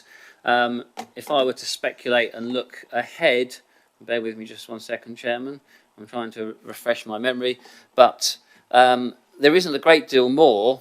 I think the concern that Councillor Verdi is raising is if further development comes forward off of Landmere Lane, what's the impact of that development cumulative with the current proposal? There's not a great deal more. There is obviously the Waitrose site, which had a service yard served off the Landmere Lane. We've already approved 4 office blocks in this location. The care home is approved. Aldi is approved. There is an existing business park in this location, and we currently have an application, which members may have seen, for residential development on the grain stores, roughly in this location, but that would be served off of an access through the main estate out onto this junction here. In simple, Chairman, just to answer the query, all those reports are in the public domain. They're on our website. They've been considered by the Highway Authority. They are the technical experts on that matter, and we have to rely on the advice that we get from them as to whether or not schemes are acceptable. Thank you. Okay, thank you. Councillor Phillips, please. Thank you. I just wanted to ask some questions. I think I've totaled up a total of 109 parking spaces for the developments. The units 5, 6, 1, 2 and 3. Is there any plans to have parking time limits there, because that would be an ideal place to park and ride given the traffic problems in the area? Is there any plans to have charging points for electric vehicles? Is there any solar panels on any of the new buildings? And I trust we'll have speed humps in and around the drive-throughs. And then I've just got a couple of points to make on. There's been a lot of talk about the air quality and pollution. I think 2022 we get the amended sort of roundabout, which will increase traffic flows through there much more efficiently. There was mention of cars idling and the fumes that they sort of give out. Most modern cars are now all start-stop technology. More electric cars, more hybrid cars. So I think the air quality will get better, but probably not until 2022 onwards. And that's just a point I wanted to make, really. Thank you. Thank you very much. Yes, car parking spaces. Could it become a park and ride? And electric vehicles and solar panels. Do we know? Chairman, yes, parking is something which has been raised by objectors in terms of concern over the level of parking. Again, this is something where I personally spoke with the highway engineer because there was a difference of opinion between developer, highway authority and the residents as to what level of parking would be required on this development. The development provides 109 parking spaces. Again, in terms of the units along the southern boundary, those are all compliant with the Highway Authority's guidelines for those types of uses. In terms of the unit on the northern side, again, they haven't simply relied on guideline figures. They've done a study of the parking levels required by a similar type of facility elsewhere. The parking levels fully satisfy the Highway Authority's parking guidelines. In terms of whether there will be parking restrictions, that is one for the operators to consider. It's not a planning matter, really. But I would imagine that I know when you go to certain Audis, they do impose parking restrictions. Clearly, it would be an adverse impact on their business if they didn't limit and control it, but it's outside of the planning regime. I was trying to find, Chairman, if we did have a condition about car charging points. It is something which is common in these sorts of locations now. Perhaps my colleagues to my right can have a ferret through while I'm dealing with the other issues. Speed humps, again, is a matter of design and layout. It's not something that we would insist on or control. Certainly, it's not on the public highway. So it's, again, a matter for the operators. The example I can give you, Chairman, is we some years ago refused permission for an ATM on a Sainsbury's store on the basis that it would adversely impact on the safety of users of the car park. It got allowed at appeal because the inspector said that was a matter for the operator, it wasn't an impact on highway safety. The point that Councillor Phillips makes is well made about modern cars. As I said to you, in our air quality monitoring areas, the indications are that levels are dropping, and that is due largely to modern technology and new cars that are coming out, and may well that continue. We do not have a policy that specifically requires solar panels on buildings of this type. And again, they're not shown on the plans. Again, that's a decision for the operators if they chose to have solar panels on their property. Anything on car charging points? Chairman, it's not an unreasonable requirement if members, we have, and in fact there's one of the 8 residential applications that's on this agenda, if members were keen to see that type of technology, it's not an unreasonable one to require of developers. What we normally ask for, we don't specify they must be installed, or we don't specify the number that must be installed. What we say is that they've got to submit a scheme to us, and if it's not possible, they've got to demonstrate why. If it's not covered under the conditions at the moment, Chairman, if that's what members would desire, then clearly up to this committee. Thank you. Thank you. Would members be wanting to do that? Yes, okay, I'm sure we can see to that. Right, anyone else wish to speak on this? I think we're looking for we've had quite a discussion, haven't we, on covered a lot. I think we need to move things on, don't we? So, any other speakers, or should we? Councillor Stockwood. Thank you, Chairman. As you just indicated, we've had a good discussion on this, both the drawbacks and the benefits of the scheme. I am satisfied personally that it's a sustainable form of development there, and economically, socially and environmentally it's broadly in accordance with the adopted local plans part 1 and 2. So with the conditions outlined on page 82 onwards of 1 to 25 and adding in the one we've just mentioned of charging points, I move the recommendation. Thank you. Do you have a seconder, please? Councillor Phillips, I think your hand went up first. Okay, need to make a decision. No other speakers, just to check. We've covered a lot.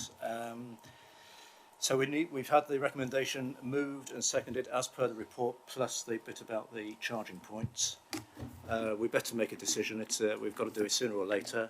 Can I have a show of hands, please, for those in favour of the recommendation? Please show your hands. 8, Chairman. Anybody against? 2, I think. 2 against, Chairman. Any abstentions? I suspect not. No. Okay, well, permission is granted as per the recommendation and the additional points. I fully appreciate that this is a typical planning scenario where there will be people agreeing and disagreeing, but I hope colleagues agree we've debated it well and covered a lot of all points. And I'll just pause a moment to empty the room a bit. Thank you.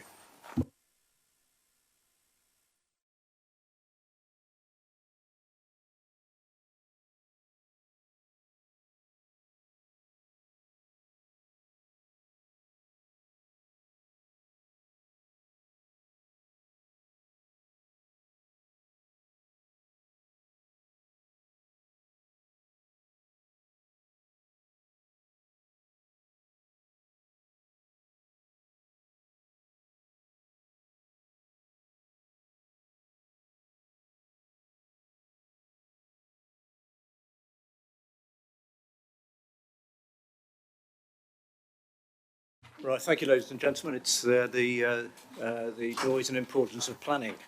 So our next application tonight is land south of Meadowcroft, Florthorpe Lane, Reddington, demolition of existing buildings, construction of 56 dwellings, creation of new vehicular and pedestrian access, and provision of associated public space, landscaping, drainage and highways.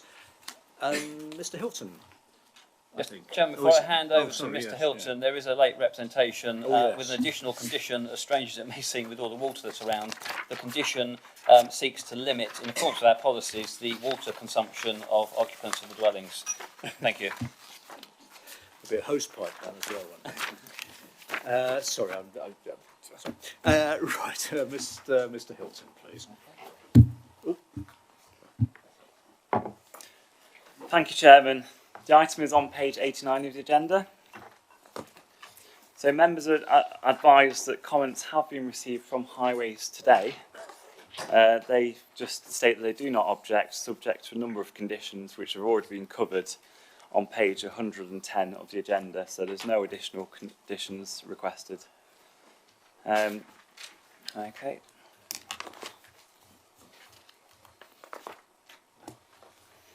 The application seeks full planning permission for the erection of 56 homes and associated access, landscaping, drainage and highways infrastructure.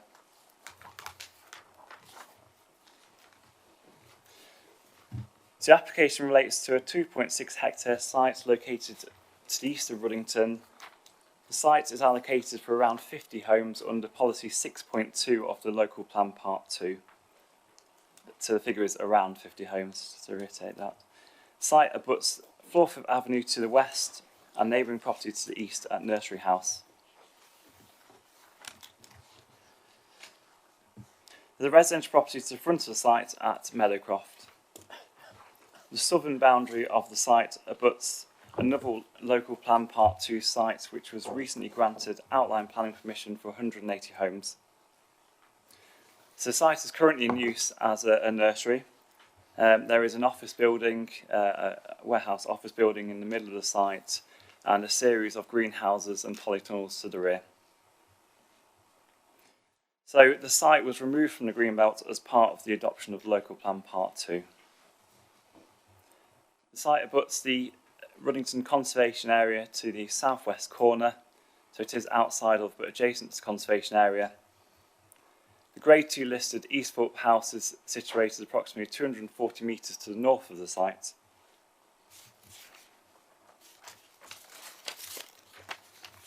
I'm just going to run through a few photos of the application site.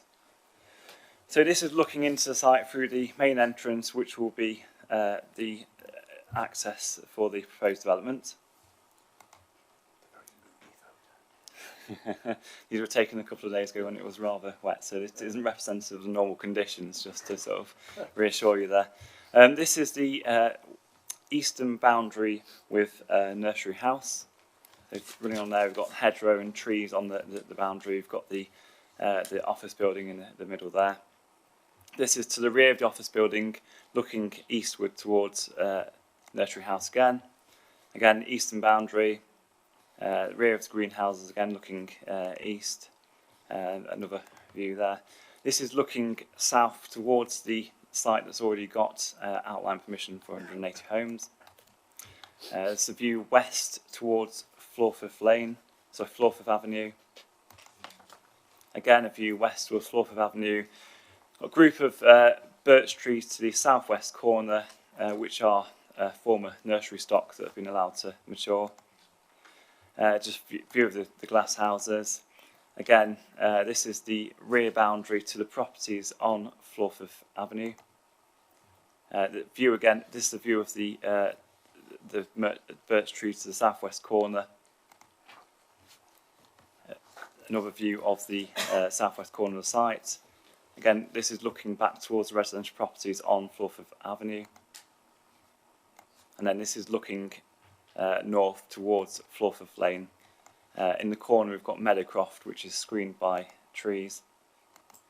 And then this is a view across the front, across the site to Meadowcroft, which is situated behind this tree screen here. And then it's looking across the site entrance. This is looking again across the front of the site if you're heading towards Wheatcroft Roundabout. This is the property at the front at Meadowcroft. And again, front boundary of the site. It's a view northwards towards Easthorpe House, so you can see it's quite some distance from the application property.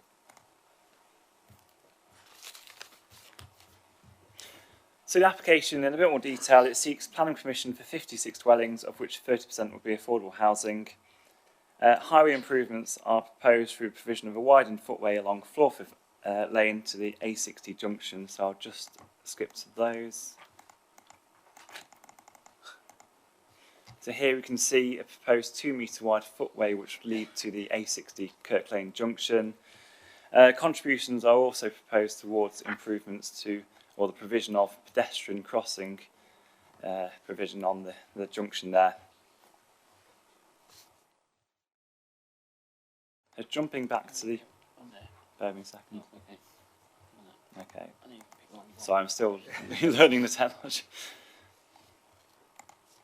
Got a preview of the houses, haven't you? That is very true. I've ruined the surprise.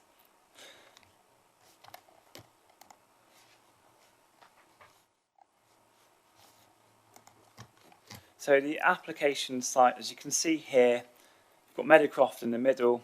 It surrounds it on the three sides. The main built form is situated predominantly to the rear of Meadowcroft. We have got a couple of properties to the side here, but it is set back. The tree screening that's currently at the front of the site will be retained.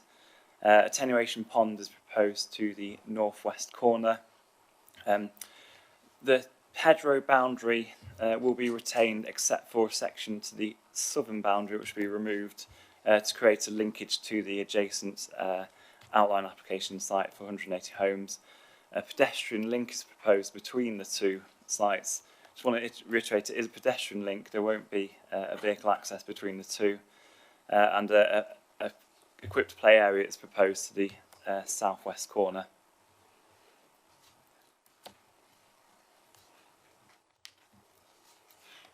So moving on to the appraisal. As I set out before, the site was formerly within the Greenbelt. However, it was removed as part of the adoption of the Local Plan Part 2.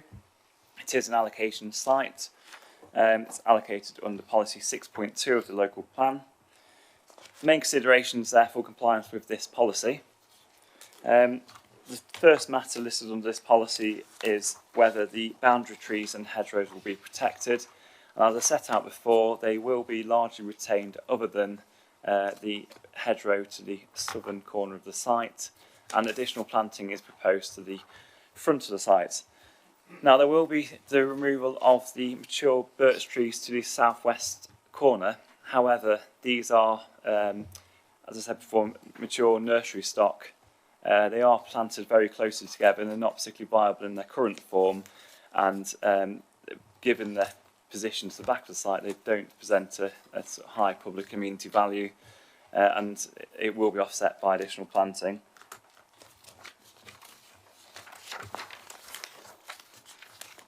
Next matter relates to the impact on the setting of Easthorpe House to the north and the conservation area to the southwest. So the Grade 2 listed Easthorpe House is situated some distance to the north. There are intervening fields and tree screening, and proposal would not, it's contended, would not impact on the setting of this listed building. The Ruddington Conservation Area is to the southwest. However, the southwest corner would not contain any built form. It would be the equipped play area, and this area is not visible from the public realm, so there would not be an impact on the character or appearance of the conservation area. Moving to the next matter listed under Policy 6.3 of the Local Plan Part 2, which is a matter of contributions. Although this policy does set out that there should be contributions towards the improvement of the A52 Memorandum of Understanding contributions, we consulted the technical advice of Highways England, who confirmed the level of trip generation arising during peak hours for the site would fall below the threshold for requiring contributions towards the A52 improvements, so we're satisfied that that is not required in this case. Moving on to other planning matters, Looking at residential amenity, the main consideration is the impact on Meadowcroft. So the front of the site, I want to bring it to your attention that the plans were amended during the course of the application. Originally, 2-storey properties were proposed to the rear of Meadowcroft. These have been amended, so now that 2 bungalows are proposed in this area, immediately to the rear of the dwelling. There is a property to the side here that would have no first floor side-facing windows. On that basis, I'm satisfied that there would not likely be an undue loss of privacy, and given the separation distances and the screening of Meadowcroft, that there would not be an undue overbearing or overshadowing impact as a result of the development. In terms of highway matters, transport assessment was provided as part of the submission. This concluded that there would not be a severe traffic impact, and it should be noted that there are proposed improvements to the Forforth Lane A60 junction linked to the Mearway and Asher Lane development proposals. So they will bring forward improvements to the junction in terms of additional lanes to cope with the traffic demand. In terms of the impact on Ruddington Village Centre, the traffic modelling for the application that's contained within the transport assessment predicts that only 11% of the traffic generated by the scheme would actually go through the village using Kirk Lane.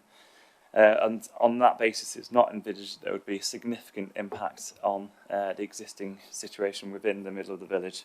It should be noted that highways do not highways do not object to the proposal.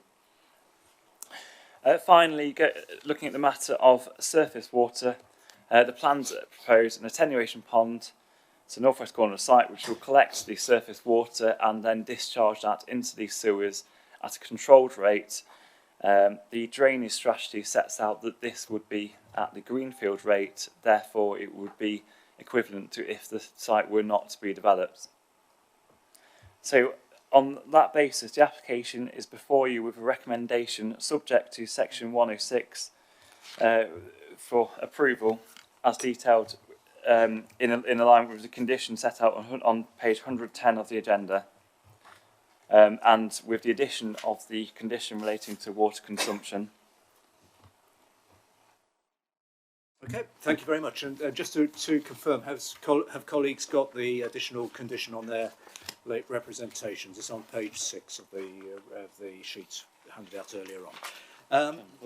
Sorry, yes. Chairman, just before you open up debate, I did want to just pick up also, Mr Hilton said we considered the impact on this property here.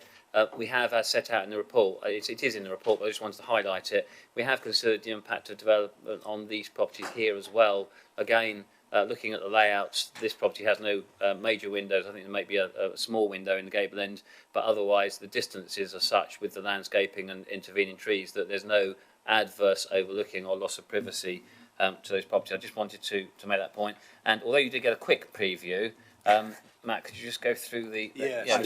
give members a flavour for the house types. So, sorry, so we've got some visuals here of the proposed house types. Give me a second. I'm just going to sort of run through those. You saw them very quickly. Oops, Yeah. Wait a second. Let's do that again. It's quite fundamental, really. Let's run through those.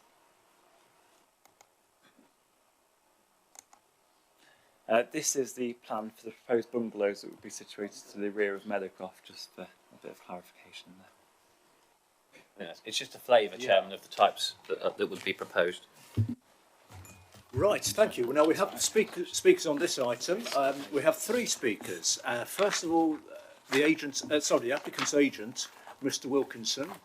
Is Mr. Wilkinson here? So if you come up to our chair there, please. And I'm not sure if you were here earlier on, but you have up to 5 minutes to address the committee. As soon as you're ready, press the right-hand button, red light will come on, and this will start counting down from 5 to 0. 5 minutes to 0, so as soon as you're ready. Thank you. Good evening. That works. I do not need to take up all of the 5 minutes of the time, but I do wish to offer a few bullet points in consideration of this application. Firstly, the site has now been removed from the green belt and is an allocated site in your local plan part 2. As the plan has been adopted, in the last month, it clearly postdates many of the public comments made upon the application regarding prematurity and the loss of greenbelt land. Secondly, the scheme is fully compliant with your planning policies and there are no technical objections from the statutory consultees, as agreed with your officers.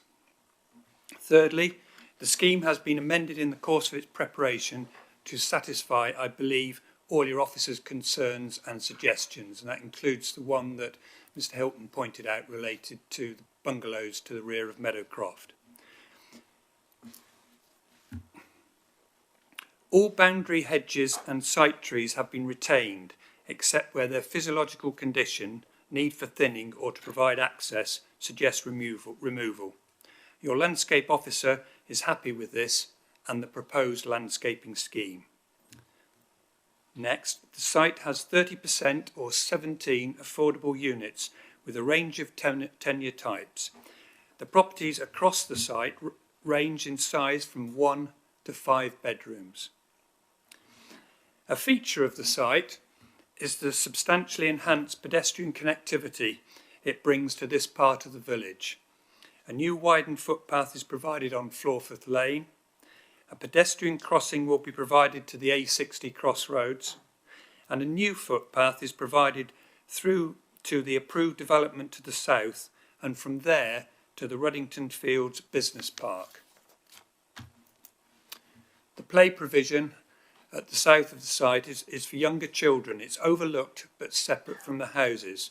It adjoins the play area for older children on the Mere Lane scheme approved to the south, and so is well away from moving traffic. Finally, it is worth emphasising that this is a deliberately a detailed planning application by a major house builder, Linden Homes. Unlike many other schemes, it will be ready to start on site early in the new year to bring early delivery of new homes both for market and for affordable purposes. This is exactly as foreseen by the strategy behind your local plan part 2 in allocations of sites such as this. I hope you will be able to support your officer's recommendation for approval. Thank you. Okay, thank you, Mr Wilkinson. That's well within your 5 minutes, so thank you. Our next speaker on this is Louise Moat, who is... Oh, is Louise here? Yes, Louise.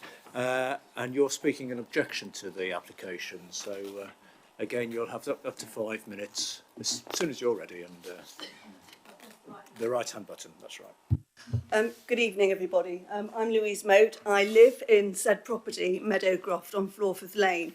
And really, it's only until this evening that it's become apparent that our house has even been of any consideration, because everything's gone ahead. The overlooking loss of privacy has been a concern. I'm very delighted to hear that you're now going to put bungalows in, but I would like to point out in the notes that where it says, with regard to the boundary treatment around Meadowcroft, the submitted plans appear to indicate the existing natural growth hedgerows would be retained. Well, let me tell you that those belong to us, and they were planted by my father, so... And they'll remain there as long as I'm able to afford a gardener to maintain them. Traffic volumes is a big concern. Currently, I don't know if you are familiar with Florforth Lane, but in the morning it backs up as far as the graveyard. On the Loughborough Road, it backs up to Bunny. So we're talking half a mile and 2 to 3 miles. That's with the existing volume of properties. You've mentioned tonight you're going to build another 1,500.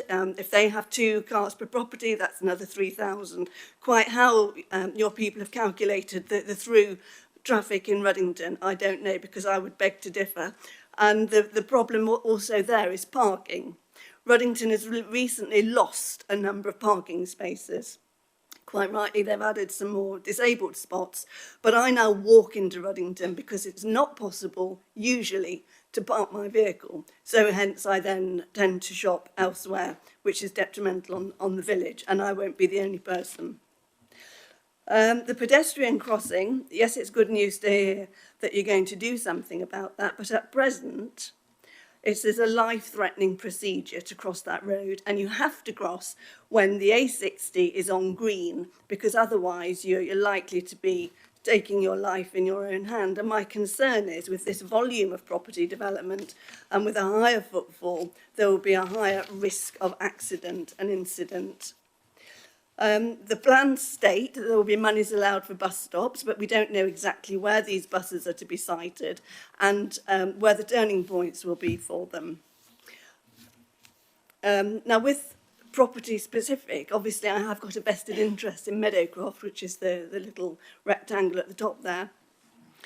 When Mr. David Wheatcroft opened his horticultural premises, he approached my parents, because the property's been in my family for the last 50 years, to tap into their drains. So we already have a problem with drains, with heavy plant ploughing up and down the field, and have to get Dynarod or somebody out to blast through where the drains are broken down. So that is a real concern to me. When properties are going to be built, how will that impact on us, and will there be more problem? Flooding. I understand you're going to put a pond in, and from what you've said today, that will equate to water levels as if there's no development. If you come along Florforth Lane today and there's only 2 buildings on that field, the eco plants structure and our house, the water is whooshing over from one side of the ditch to the other. You've got to put your Wellington boots on. I've got my waterproof boots on tonight because it is 2 inches deep across the garden. Now that's when you've only got one property there. So that is a real concern. And if the property, and that land also is on an incline, so the water is just going to drain down even more. Fencing, yes, the hedging is ours, but it's not secure. If somebody wanted to walk through it and push through it, they could do very, very easily. And I don't really think it's our responsibility to ensure that there's some secure fencing put in. But really, the point of what I'm saying on behalf of my family and the people on Florforth Avenue is, I've no problem with you developing the land. I do have a concern about the volume, because you've got numerous other developments going on in the village, and you've got another 1,500 properties going on up at Lanmere. So my request is, please reduce the numbers. Thank you. Thank you very much. That was very clear and well within time as well. Thank you. And our third speaker on here is the ward member, or one of the ward members, Councillor Walker, please.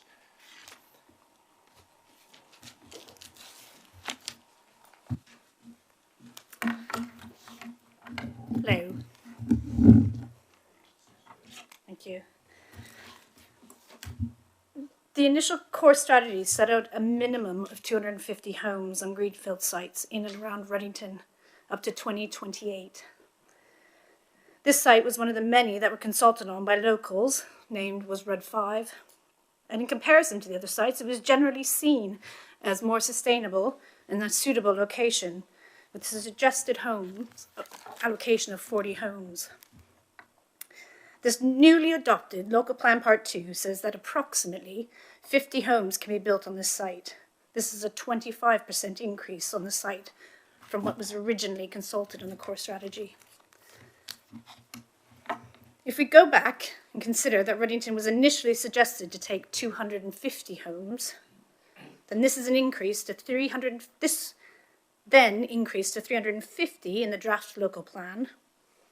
And unfortunately, this was increased again drastically in October when we adopted the amended Local Plan Part 2 without proper detailed scrutiny, which allowed the allocation to rise to 525. The key argument for adopting the local plan without discussion was that we would take control of housing numbers to stop the damaging creeping gain across our borough.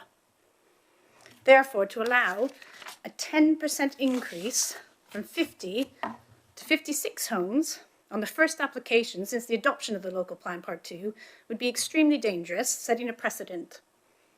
If we allow this site to rise by 10% above the allocation of 50 homes in the local plan, then we will be giving the green light to other developers to increase their applications by similar percentages. This could have serious ramifications for Eastleek, for Gotham, Bingham, Radcliffe and other affected settlements. We need to say no to this application as it stands and request that the developers return with more sustainable numbers in their next application. Hearing what was said earlier, if we can take out the financial contribution to the A52, I don't see why we can't kind of reduce the housing numbers as well. And also, what was stated was that there was, well, to reiterate Louisa's point about the 11% increase on the journeys into the estate through the village. I'd love to know how that was calculated, because it doesn't account, surely doesn't account for shopping, dropping kids off at school, visiting doctors. It's just kind of as a thoroughfare, I'm assuming. But it would be nice to know how that would be actually came to that number. Thank you. Okay, thank you very much. Marvellous, thank you.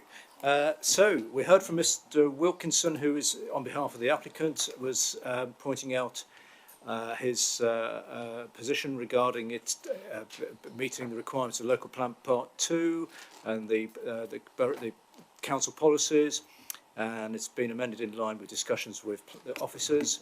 Hedges and trees will be retained, and there will be play provision for children, which will be linked in with the other development across the way. Ms. Moat lives in Meadowcroft and told us about the background of the property there, and especially about the hedges that Meadowcroft actually own, are responsible for. Worried about traffic problems now, but also in future in Ruddington in particular. Pointed out the worries about the danger of the crossing on the A60 for pedestrians especially. Queried about the bus stops and where the turning points will be, and also pointed out drainage concerns as well. And Councillor Walker pointed out the higher number in this local plan as opposed to the original strategy some time ago. I would point out it was discussed, it was scrutinised. Councillor Walker suggested it wasn't, but it was covered by various committees of the council for the last year or more. We've been discussing that as part of the local development plan, but just to reassure you of that, those numbers were scrutinised. And but Councillor Walker is also worried about setting a precedent for other areas, and ideally, if we've got to have development here, would prefer lower numbers, and also queries the traffic calculation. I think that's covered everything. So, are you picking up on that? So, yes, yes. Okay. Okay, thank you, Chair. So I just want to start with Mr. Mayor's comments and run through those. So first of all, with reference to traffic volumes, as I set out before, a transport assessment was submitted as part of the application, through which modelling was carried out of predicted traffic flows, and this took into account the improvements to the A60 junction, and in alignment with the National Planning Policy Framework, it was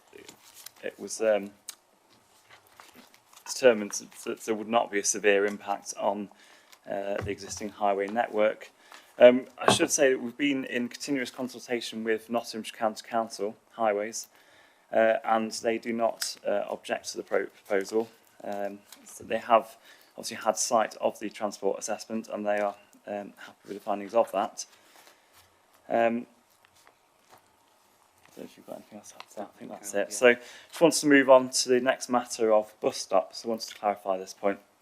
The proposal is for improvements, so contributions towards improvements of the existing 2 bus stops immediately to the south of the Kirk Lane A60 junction. So these are on the A60.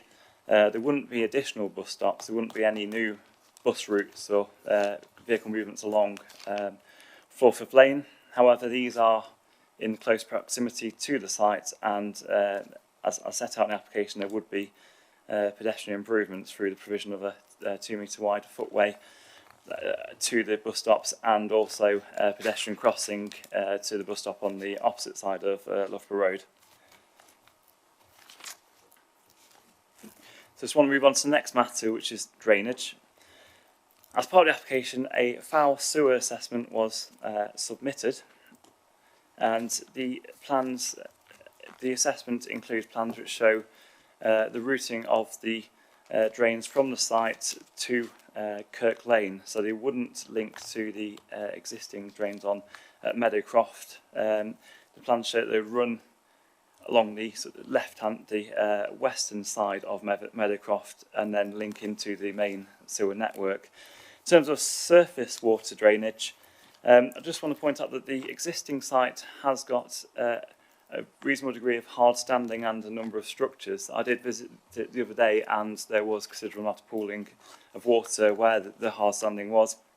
Like I said before, there would be drainage proposed as part of the site, which the application, which would feed into an attenuation pond. Arguably, that would represent an improvement on the existing hard standing, which doesn't have that drainage provision, and the drainage would then be regulated from the attenuation pond and released at a controlled rate into the sewers.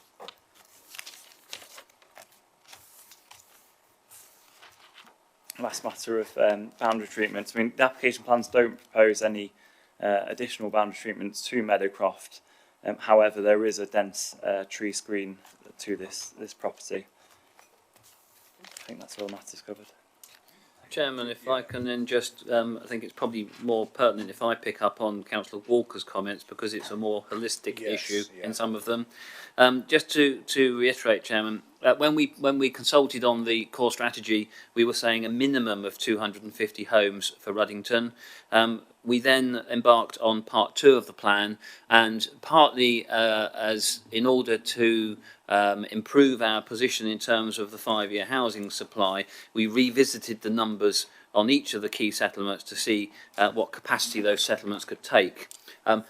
Just to reiterate on your comments, Chairman, those changes to the local plan and the further options for the local plan were subject to numerous consultations, and the plan was scrutinised by a government inspector before he found it sound, and we adopted the plan. Chairman, we can't be specific in housing allocations about the number of homes that will come forward on the site. All of our Part 2 sites, I think with 1 or 2 exceptions maybe, refer to the sites accommodating around a specified number of dwellings. What I would say is that to a certain extent Councillor Walker's comments are already being realised. A number of the Part 2 sites that are coming forward with higher numbers of dwellings on those sites. But those applications, like this one, are scrutinised in terms of the density, the layout, the impact on amenities, highway traffic issues, flooding and everything else. And it's more at the technical stage that we can pin down a specific number, hence the reason why a majority of the allocations refer to around 10%. The other issue, Chairman, is obviously Councillor Walker wanted some reassurance and confirmation of how the trip generation was calculated. Again, we're back to highways. They are the technical consultees. It is a technical issue. They use TRIX databases, traffic flows. They study existing developments. And obviously, they are predictions. We can't guarantee that it will be 11%. It might be 15% or whatever. But they are satisfied with the evidence that was presented to them that the impact on the highway network and on Ruddington would not be unacceptable. Thank you, Chairman. Thank you. I think that's covered those points. Thank you. We'll go into discussion now then. So I've got 2 speakers so far. Councillor Thomas, you're first on the list again. You've quickly putting your hand up. I've just got 3 or 4 points. The first one is that the plan shows a footpath link to the other development site. And I'm very keen to have some assurance that this will actually be a footpath and cycle path link. I think the design and access statement does say foot and cycle links between the two. I think it's very important for these residents to be able to get out that way. And also to be able to access the country park and to provide a through cycle path facility between Florforth Lane and the country park. So that was the first thing. The second thing is the footpath along Florforth Lane. Is that just a footpath or is that intended to be a footpath and a cycle path again? The third thing is some of the comments referred to a sycamore tree, and I was wondering where that is and has that been protected? Yeah, and the other point I was going to make was on the numbers of houses. I take Councillor Walker's point that you know, it is quite upsetting for residents when not only is there a development, but the numbers increase substantially. On the other hand, the more houses they get on a site, the fewer green fields they have to dig up. And I would point out, in terms of setting a precedent for East League, well, welcome to our world, basically. We've had one that went up from 175 to 347. So, you know, this doesn't seem terrible in that respect. Thank you. Thank you very much. So footpath, is it going to be a cycle facility as well to the other development? And likewise the Floorforth Lane footpath, sycamore tree and the number of houses issues. Do we know? Just checking. We're just checking on those. Just bear with us.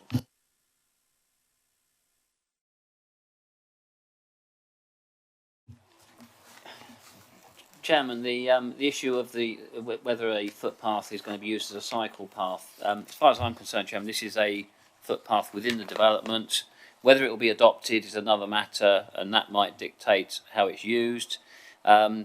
Normally, where we've dealt with developments previously, and the Highway Authority have wanted a shared footpath, cycle path, they have required a path to be 3 metres wide. However, Chairman, that is in areas like Wolford Lane, where there is a significantly greater footfall and excuse me, cyclists using the area. When I was a kid, I used to get told off if I cycled down the pavement. These days it seems to be encouraged. I'm reasonably satisfied, Chairman, that there would not be any barrier or reason why cyclists couldn't use either the pavement along Floorforth Lane for cyclists, or that the footpath link through to the development to the south could equally not be used as a cycle link. Both this development and the development south of this site deliver significant improvements in terms of footpath connectivity from the sites into the country park and also into the village. And in fact, the site to the south also delivers a pedestrian crossing closer to the roundabout. So there would be options north and south for cyclists and pedestrians to link into the existing network and get to facilities in the area. As far as I'm concerned, Chairman, there's no reason why that shouldn't be achievable. Thank you. Sorry.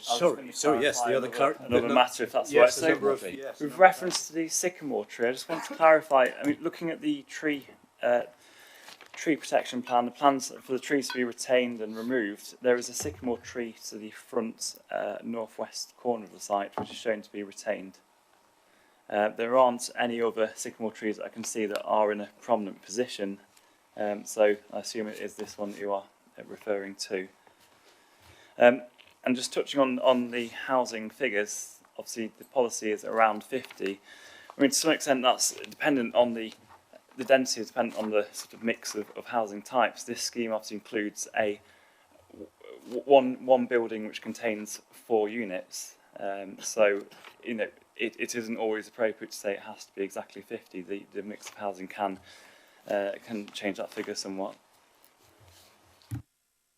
Okay, thank you. Councillor Major, please. Yeah, I just wanted to pick up on the density, and I think actually we've seen far worse developments, so I'm pleasantly surprised by the layout here, and actually I think it's quite a sympathetic development, although I do appreciate that, you know, these things creep and that's quite frustrating. So I just wanted to clarify whether we are fully assured that that footpath access will never become vehicular access. I can foresee a situation whereby that new development comes along and suddenly it's a much quicker route out of the new development onto Floorforth Lane, potentially into West Bridgford, and at the moment there's only a hedge, it would seem, that prevents that from becoming a wider opening, and suddenly you get an application for an access route through from one development to the other. So I would like to be assured that that's not going to happen, and it's purely footpath and cyclists. Okay, thank you. Chairman, clearly it doesn't show a vehicle link at the moment. The highways, they have the option of requesting adoption by Highway Authority. Part of the response to this and the answer is in the detail of what comes forward on the southern side of the site. However, my understanding, Chairman, both Mr Sharman to my right and Mr Hilton have worked closely, because Mr Sharman dealt with the one to the south, and part of the layouts on the site to the south is another play area in that area, and one would serve younger children, one would serve older children, so it delivers a mix of equipment. That in itself, to my mind, would present a barrier to a road through that site. We certainly would not want to encourage it, because effectively you would create a rat run from the roundabout on Mereway up onto Floorforth Lane. So no, we certainly would not want to see that link made vehicular. Okay, hope that helps. Councillor Goland, please. Can I ask a couple of recommendations to be added? One is to have electric charging points on the houses. Unless it's there, I didn't see it, but I may have missed it. The second is to have cycle and bin storage, and I think particularly having seen the exemplar houses, it did look like they were quite bare and possibly they need bin storage. The third is my pet concern, which is about the drainage sump, particularly on this estate where it's not visible from the fronts of the houses or the back, and the backs are sort of behind the gardens. I can certainly see a hot day where it's quite attractive to young children, or not such young children, to go and play there, and nobody would see if there was an accident. So I'd like to ask for a recommendation for a big fence, not like the one on Wilford Lane. And So, can you just clarify? I didn't quite hear you. the drainage, There. Right. attenuation sump. Sorry, just want to make sure. Yeah, that's it actually, that's enough, thanks. Right, okay, so electric points, cycle and bin storage, and the worry about the safety of the drainage. I think, did I read something about it? You did, Chairman. I'm just trying to find. It's a condition which requires the submission of a scheme. 115. Yes, I've just got it myself. So it is, Chairman, in there. Condition 18, which requires the submission of a scheme for vehicle charging points. Chairman, the issue about we get this all the time on attenuation basins, a concern raised by councillors, residents, etc., about the safety of them. This one's likely to be, I mean, the majority of attenuation basins are 90% of the time dry. I admit at the moment, that might be the odd 10%. We don't normally require them to be fenced. It's almost part of the attractiveness of the open estate and everything. So again, it's down to the developer to a certain extent, but it's not something we've necessarily insisted upon, that they are fenced for safety reasons. And what was the third condition? Cycle provision. Cycle provision. Yeah. Chairman, we wouldn't normally on residential schemes specify that cycle provision has to be made as part of the development. Clearly that's a choice for the householders. They would have permitted development rights for sheds, etc. So we wouldn't normally, yes, commercial developments we do it because you want to control what the operators do and where it's going to go on the site. But on a residential site, it's more a question, some of these properties you can see have got garages, and other properties without garages have the option to put sheds in gardens. So it's not a condition I consider would be necessary. Good. Are you coming back on that? Come back on this, the water sump. Sorry, I know I always bring this up, but I just, the fact that it's usually empty, I think actually makes it more dangerous because it makes it more attractive when it's full.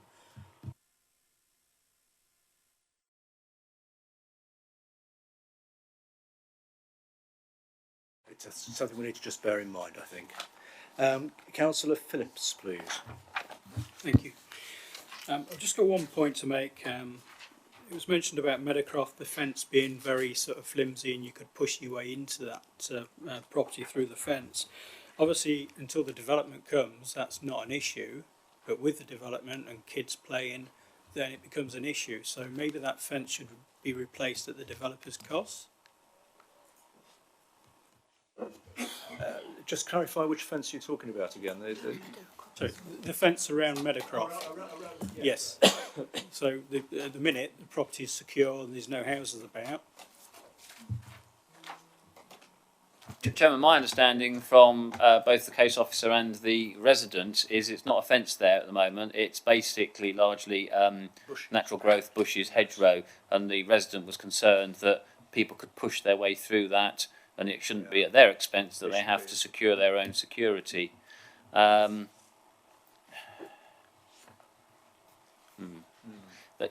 yeah. It's an interesting one, Chairman. Clearly, these properties would have their own boundary treatments to enclose their gardens, so there would be some fencing along there.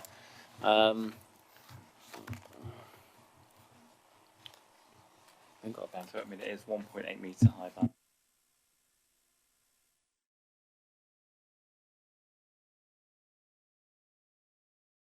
Chairman, to some extent, my concern is that you have a nice natural boundary treatment at the moment. Yes, I understand the concerns of the resident that, yes, people could push through, it's a potential security issue. If you were to put up a fence in front of it on the development side, to a certain extent, you are impacting on the benefit of that natural growth. Clearly, the householder at that property has told us that they own it, and she will not want it removed while she lives there and can afford to maintain it. I guess, Chairman, it's one that I would ask members to consider. We haven't got a boundary treatment condition on.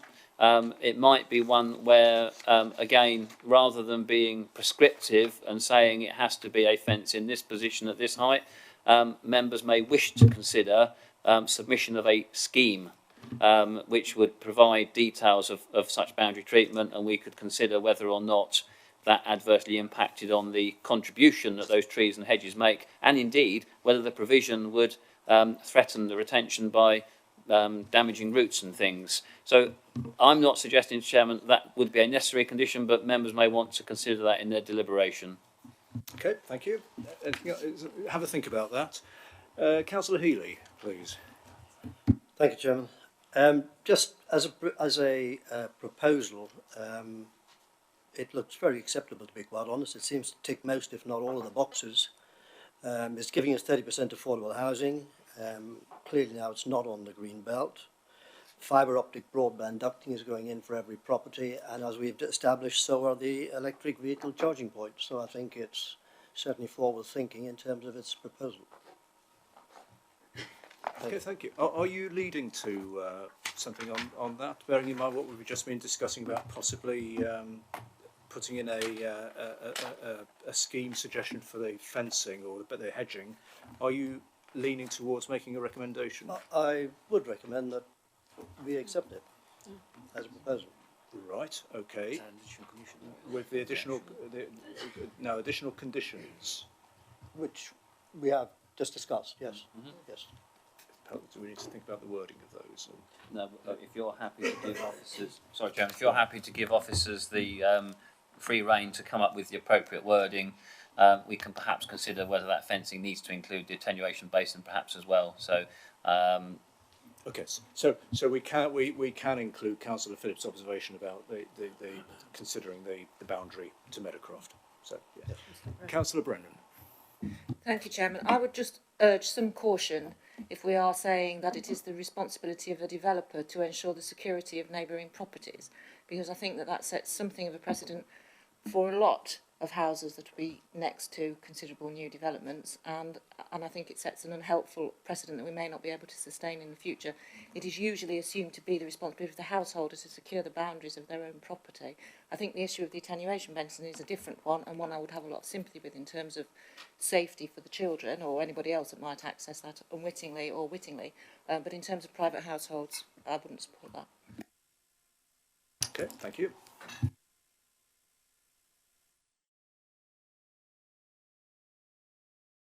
Right. Well, we've been proposed, and I think we've noted the concern there, and again, it's down to negotiation and coming up with a possible scheme, isn't it? I think. Chairman, I guess ultimately I should give you the technical advice, which is that all conditions have to satisfy the 6 tests in the MPPG. They have to be reasonable, necessary, relevant to planning, relevant to the development, enforceable, and I still can't remember the 6th one, to be quite honest. But yes, if you as decision makers, no, I don't think it's achievable, but if you as decision makers must like officers must do, must apply those tests to determine whether those conditions satisfy those tests. There is the risk that a developer, applicant, whoever, could appeal the conditions, seek removal of those conditions, and an inspector would equally have to apply those tests. I think the comment that I was seeking to be helpful, but I think the comment that Councillor Brennan made is very pertinent and arguably applies equally to the back boundary of all the properties along Floorforth Avenue. Right. So having heard that, Councillor Phillips, you came up with a suggestion. What would you suggest? What would you like? No, I was happy with my original suggestion and the comments that Andrew made, but I just want to bring you back to when they put the tram in through Compton Acres, all the boundary fences were replaced because the boundary fences were up against an old disused railway track, and the fences didn't need to be maintained. You could push through those, but when the tram came, they replaced all the, if the neighbours wanted their fences replacing, they were replaced. This is a different situation. That property is being impacted by the whole development around it. So I think you can make exceptions in this case.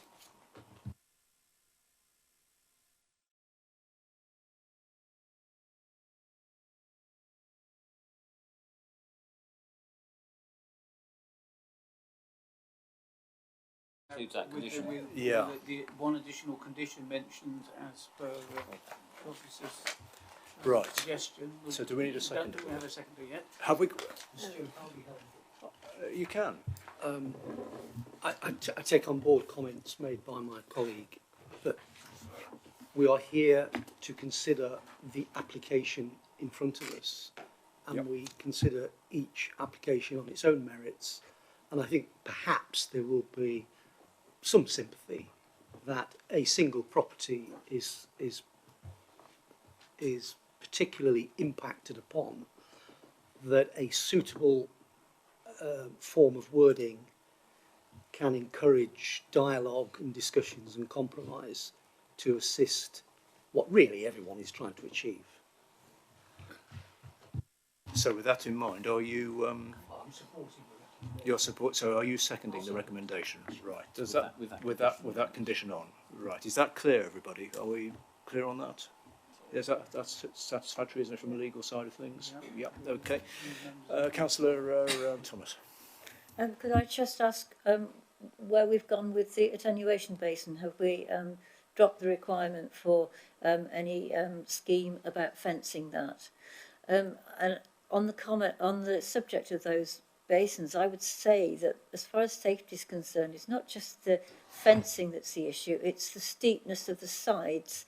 In the ones that we've experienced, and I wonder if that's something that could be taken, out of this application, out of this meeting, but if some sort of view could come to as to guidelines that are put in place for those for future applications.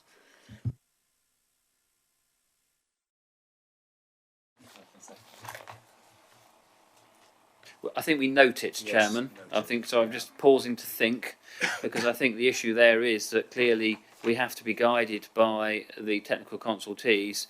An attenuation basin has to be fit for its purpose. It has to hold a certain amount of water in a flood event. And I don't think necessarily, I know, I see some which are literally like a saucer, a very shallow depression in the ground.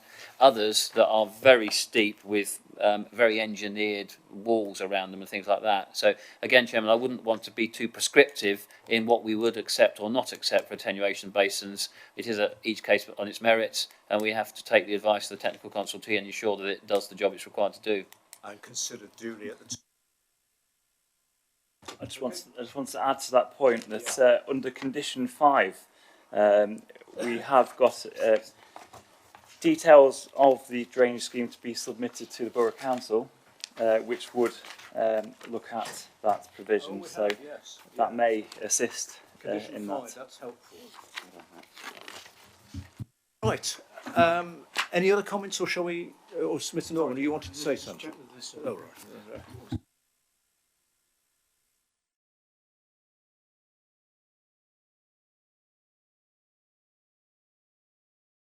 Chairman, just to share with everyone what Mr. Norman and I were discussing. Clearly, the open space scheme would include the sustainable urban drainage, so the details will equally be covered under that. Yeah, thank you. So it will be covered then. Right, thank you everybody.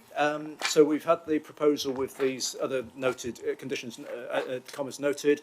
We'd better make a decision. Can I have a show of hands, please? Those in favour of the recommendation, please show.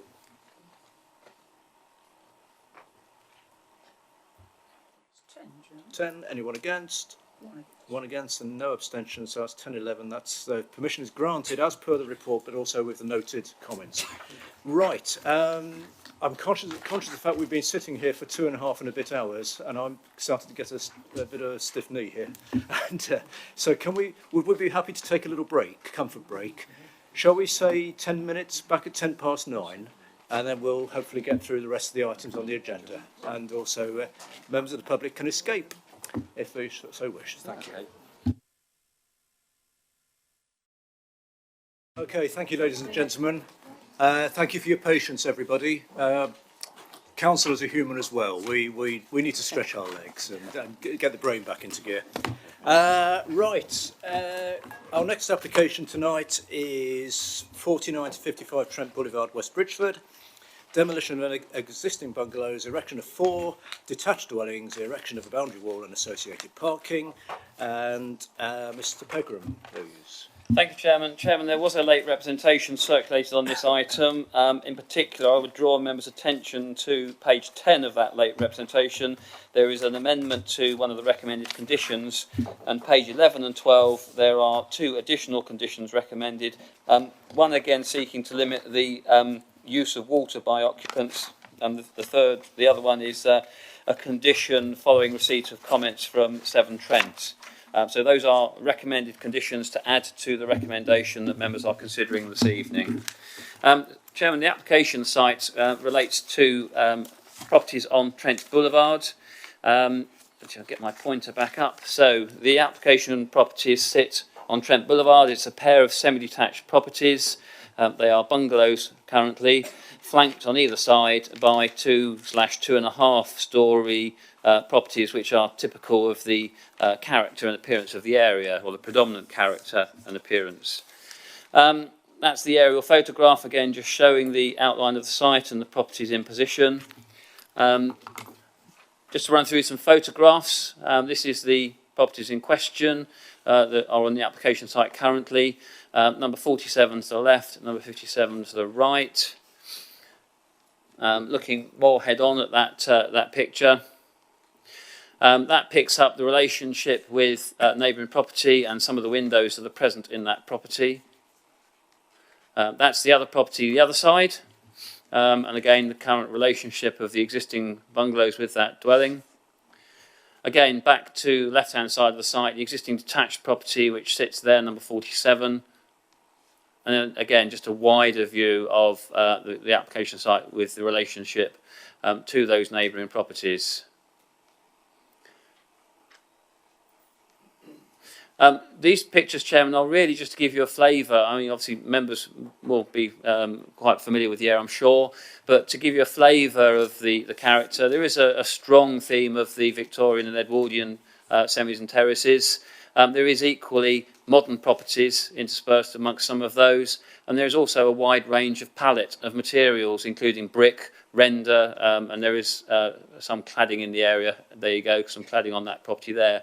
So there is a degree of variance in terms of the character and appearance of buildings within this part of the Lady Bay area. These pictures now, Chairman, are taken from within the garden of the neighbouring property. This is number 47. You can see there are 2 windows here which serve a kitchen and look towards the application site. The other side of the chimney breast, which you can't see, there are 2 narrow vertical windows that serve a living room area, and you can obviously see there's some windows at first floor as well. Again, just stepping back, that's the rear of that property, relationship with the application site. And again, just looking across rear of that property, across the application site. This is taken from first floor window, looking out of that property across. You can see that the kitchen below is also served by these roof lights, in addition to the 2 windows that you saw down here.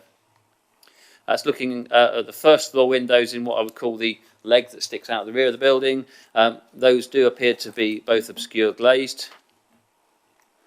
And then if we move to the property the other side now, this is looking across the fence. That was the property you've just seen in the other photograph, so this is the other side of the application site now.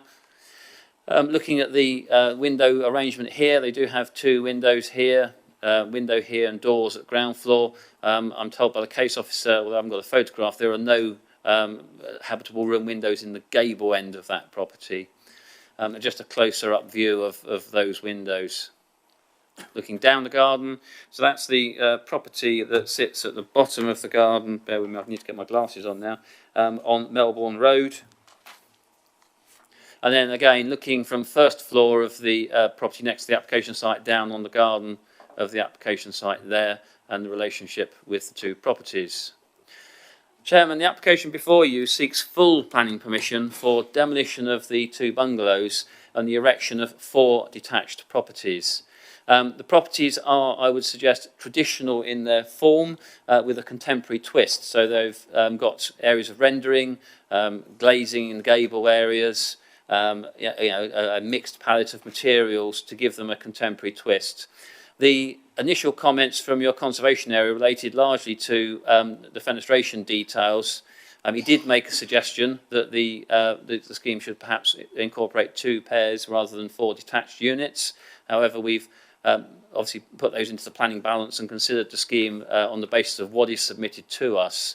Some of the changes have included changes to the window proportions. So in terms of voids and solids, you get a much more sympathetic, in my view, design of building, which reflects the vertical emphasis you get on windows in the more traditional properties in the area. I think that is the dwelling on plot 1. So that is the arrangement of accommodation and that dwelling on plot 1. There is a condition that this window and the windows above are obscure glazed. That's largely because of the relationship with the neighbouring property at 47 and to avoid any interaction or conflicts between those windows. This property would provide 4-bedroom accommodation, 2 bedrooms at first floor, 2 bedrooms second floor, effectively within the roof space with a dormer. That's the dwelling on plot 2, slight difference in terms of the design, again providing accommodation over 3 floors, living accommodation on the ground floor, 2 bedrooms at first floor, 2 bedrooms in the roof with dormers. That's plot 3, which is effectively a handed version of plot 2. And then again, slight difference in this instance on plot 4. This mirrors what the dwelling that's proposed on plot 1, but again, to try and mitigate or reduce impact on the neighbouring property, this element would be single storey at the rear. So that seeks to address that relationship with the windows next door. Proposal would provide 2 car parking spaces per dwelling. The garden areas are in excess of the 10 metres referred to, generally around 15-16 metres long, but that exceeds the depth and meets the space standard guideline that we have in the residential design guide. I think that's just a repeat of that one. Chairman, this application clearly is within the built-up area. The redevelopment of the site for residential purposes is considered to be acceptable in principle. It is in what we would suggest is a highly sustainable location. Highways have considered and recommended minimum of 2 parking spaces per dwelling. So although there are 4 bedrooms, Highways suggested minimum 2 parking spaces, and that's what's been achieved. However, again, I would suggest it's in a highly sustainable location. As I say, Chairman, in principle, this is an acceptable proposal. I guess the issues which members will need to carefully consider and focus on is the design and appearance of those buildings, the impact on the character and appearance of the area, and obviously, I would say the impact on the amenities of neighbouring properties. Those issues have been carefully considered by your officers. We are satisfied that the scheme, with the changes that have been made during the course of the application, now addresses some of the concerns that we had, and this application is now before you with a recommendation to grant planning permission. One thing I should add, Chairman, is that yes, we are in a flood risk area. the ground floor of the properties on the flood risk assessment have been raised, so there would be at least, I think, 700 millimetres above ground level, and that obviously does have a bearing on the impact or the height of the buildings. But as you can see from this street scene, I am a little bit cautious about street scenes sometimes because you don't know whether neighbouring properties have been fully surveyed, but this would suggest that the buildings still are of a compatible height with their neighbours. Thank you, Chairman. Thank you very much. We have two speakers on this item. First of all, Mr. Thompson, if you're here, if you were here earlier, you see how it all works. If you up to 5 minutes to speak to us, and then the next speaker after Mr. Thompson will be the ward councillor, Councillor Mallender again. So as soon as you're ready, press the right-hand button. The red light will come on, and this will start counting down. Good evening, council members. The current tenant bungalows are surrounded by families like mine. Their living rooms bordering the development are the fulcrum of our families and rely on the light through the windows for kids' homework, reading, or relaxing as a family. 49 Trent Boulevard has twice had planning declined for first a 2 and then a single-storey extension, being overbearing on neighbouring properties. Even the current permitted development has seen us finding it necessary to temporarily remove a door to the kitchen to allow a little more light into our living room. The proposed development will plunge our family room into darkness. The planning report alludes to 4 3-storey detached houses being overdevelopment. The 1 metre gap between each of the properties and the boundary is seen in isolated cases around Lady Bay, but never for 5 consecutive homes. They are packed in too tightly, and this overdevelopment simply doesn't fit. Another development only 100 metres away has been planned to avoid loss of light to neighbouring windows, giving more space and angling the pitch of the roof. In a family community such as Lady Bay, a good neighbour would surely perform a light survey to ensure others' amenities are not unduly impacted. Not here. It will have a ground floor nearly 1 metre higher than the current level, making the overbearing nature even worse. Even the smaller single-storey element next to 57 will be over 3.5 metres high, and with our north-facing gardens means that all natural sunlight will be stolen. We're left looking at dark brick walls through our family rooms. The overdevelopment fails to comply with the National Planning Policy Framework under all 3 of its objectives. Economically, parking infrastructure is a massive problem. Currently, the site has 10 spaces, plus another 3 to 4 as on-street parking. The proposal is going to reduce this to a maximum of 8 spaces, if there is space around the bin storage. With the significant increase to 24 tenants fighting over those 8 spaces. Overdevelopment is going to increase local parking discourse, add traffic safety risk near the school, and increase the instances of the bus being blocked along Trent Boulevard. Only this weekend, the bus was blocked for 20 minutes just for this purpose. This will make it worse.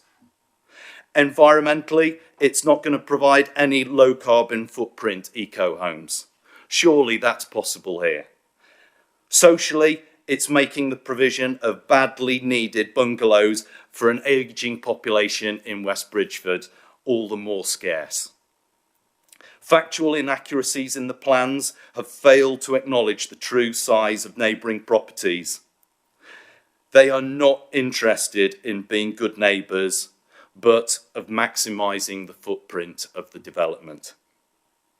Incorrect assumptions on room layout have understated the impact on light loss as well. We've removed the door from our living room until when our daughter is old enough not to require supervision in our family room. Surely all of the points raised should make a light survey being undertaken in line with Rushcliffe planning guidelines essential. Fundamentally, we are realistic. The property developers have purchased the bungalows and want to make more rental income from their investment. However, this is achievable with a less intensive proposal. Thank you. Okay, thank you very much. You had 5 seconds to spare. That was very good. Councillor Mallender, please.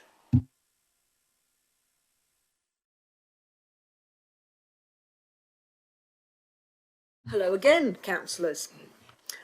I wish to clarify for those that might look at the numbering of these properties and assume there is more space that it is a common phenomenon in Lady Bay that numbers make sudden leaps. There should be an and between 49 and 55, not a hyphen. This is because Victorian spec builders started from different ends of the roads and didn't meet up. When the properties at 47 and 57 Trent Boulevard were built, there weren't buildings between them, just gardens. In particular, number 47 has east-facing windows that were designed to look over a garden. There is only room for 2 properties on this site, not 4.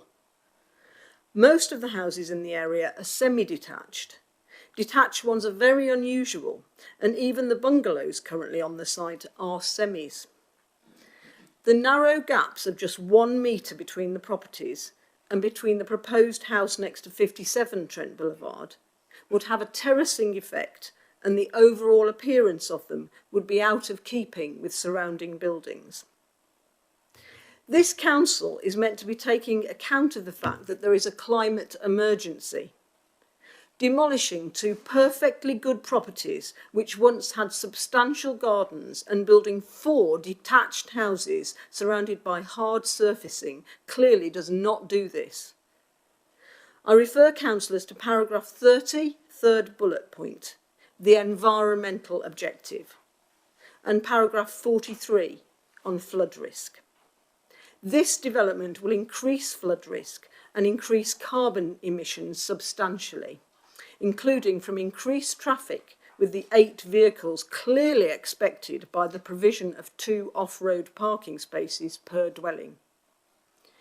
In paragraph 6, it is suggested that flood risks should be reduced for future occupants. What about the risk to neighbouring residents, as water will be displaced by such an enormous increase in hard surfacing and buildings? The water table is high in Lady Bay, as well as it being near the River Trent. In paragraph 20, it is suggested that occupants of the proposed dwellings sleep on the 1st floor. Should this advice also be given to those residing in neighbouring properties, as they are even more likely to be affected by flooding as a result of this development? You have seen from representations from local residents and heard from the previous speaker that neighbours on both sides, opposite and at the rear of the proposal, as well as the wider community, will be severely adversely affected by massing, overlooking, reduction in privacy, overshadowing, loss of light and increased traffic movements. How could it be otherwise with the replacement of 2 single-storey buildings with 4 3-storey ones? I and Councillor Richard Mallender fully support the comments from neighbours and also completely agree that there are many inaccuracies in the report, in particular the size and layout of the property at number 47. And that includes the late representations. There are also inaccuracies there. This council should also be working to be inclusive and consider that disabled and or older people need single-storey accommodation. The borough also has a commitment to provide affordable dwellings. In paragraph 30, second bullet point, this is mentioned. The current bungalows have always been occupied, and often by people who specifically need such premises. We should not be replacing these valued dwellings with yet more large 3-storey houses. There are already plenty of these in Lady Bay, and often older people reluctantly have to move away. Previous single and 2-storey buildings have been refused for this site, and frankly, I'm shocked at the recommendation. Please refuse this application on the same ground that the others were refused. By reason of size, scale, massing, siting and design, the proposal will be overbearing form of development and adversely affect the amenities of neighbouring dwellings. I hope you will refuse this application. Thank you. Thank you, Councillor Mallender. Right, so we heard from Mr. Thompson, who pointed out impact on family life at home, worried about loss of light, told us about previous refusals for the properties, for detached over a development in his view, and he also considered it fails MPPF criteria, and also major concerns about parking and impact and the buses. And similarly, Councillor Mallender picked up on the over-intensive aspect, referred to flood risk and traffic again, and pointed out that perhaps whilst it might be acceptable for some development there, they think it's over-intensive for maybe it should be 2 or whatever. I think that's covered most points. Can we pick up on those? Chairman, just to pick up on that final point, clearly you have to consider what is before you, not whether 2 would be more appropriate or acceptable. Clearly the application is for detached properties. Just a couple of the points, Chairman, that labour just in general terms. Reference was made to highway impacts, parking, issues associated with that. Chairman, well, not my favourite phrase, but the one I use quite a lot in committee. Highways do not object to this application. Similarly, there was issues raised about flooding impact on the development and the impact of the development on flooding on neighbouring properties. Clearly, Chairman, you can see from the report we have consulted the lead local flood authority, who chose not to comment on this in this instance because of the nature of the development, but the Environment Agency in particular raised no objections but recommended it's carried out in accordance with the flood risk assessment that was submitted with the application. On those 2 points, Chairman, you have no support from your technical consultees. Chairman, I think this one does really turn, and it is for members as much as officers in considering these matters, it really does turn on the impact on character of the area and neighbouring properties. There was reference to a previous refusal for a 2-storey extension, so the actually it's probably best if I go back to this will do. There was an application for a 2-storey extension in this area that ran further back in the site. At the time that application was considered, Chairman, my understanding, and there's been research by the case officer, the neighbouring property at number 47 had not been extended, so there was an impact on some windows in the property that stood at that time. That property has now been extended, and we've considered this in light of those changes. Yes, there are some windows in the side elevation that would be impacted by the development. Your officers have considered that carefully, and our view was that the impacts were not so significant as to warrant refusal. But clearly, Chairman, that is a matter for consideration by this committee. Thank you. Thank you. Right, we can go into discussion, please. So who'd like to start off with this one? Councillor Major. So I can see this is an urban area. It's a great location. It's sustainable on all of that. I think it's clearly going to be snapped up by a developer who thinks they can get something out of it. But to me, this does seem like overdevelopment of this area. I think, personally, I feel it's very out of character with the rest of the street, and I think if there was a more sympathetic design, perhaps 2 semi-detached properties, that might be something that I would be more supportive of. I think it's very subjective in terms of the impact on the neighbouring properties, but for me they are too big, and they will be having a detrimental effect on that neighbouring property, particularly number 47 with windows on the side. I think less so potentially for number 57 because it doesn't have quite so many windows and it's got alternative light sources into the rooms to the side of that house. But for me, I think it's too much in that space. I can see why that it's a good space to be developed, but for me this is not the right design and it would be out of keeping with the local vernacular. Okay, thank you very much. Well, that's a planning point. Be careful, we can only as ever discuss what the application is in front of us. We can't speculate what might be there in place of. Councillor Goland, please. I think it's much more sustainable and preferential for these houses to be built here in Lady Bay, there in Lady Bay, than building in Ruddington or Eastleigh or out in the countryside. This plot is a plot that's equivalent to 4 homes in Lady Bay. It would be preferable if there were 2 semis. I think, frankly, it's a pity that they're detached, but they are. But they are the site. The site does take 4 properties in Lady Bay. I would like to request that we are put for electric charging for cars on this site, please, especially if there's off-road parking. It's quite easy to do it. Okay, thank you.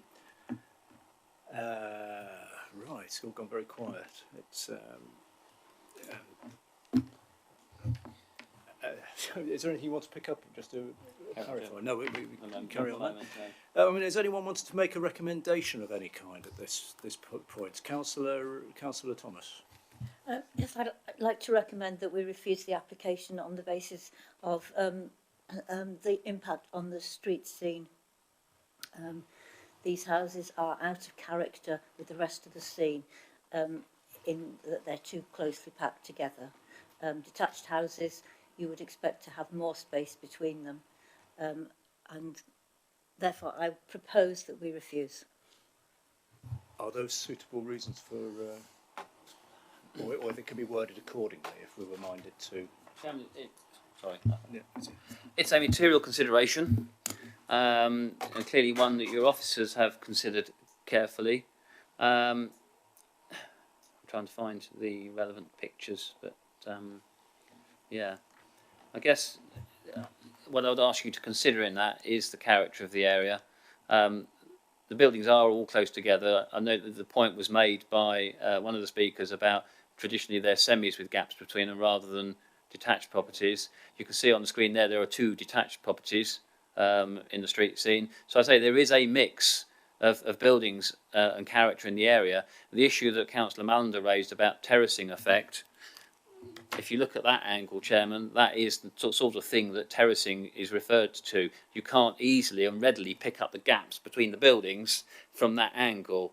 So it's a material consideration, a word of caution, because clearly your officers are not of the view that that is at odds with the street scene. The 2 aspects I'd ask members to consider, the words you need to consider carefully is out of character and sympathetic with. Clearly, these are not trying to be replicas of what's already in the street scene.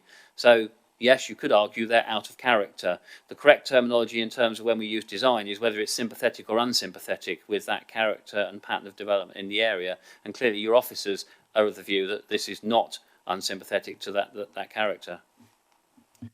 Thank you. That's helpful clarification. Does that help you with any potential if you want to perhaps revise your wording a little bit on your recommendation?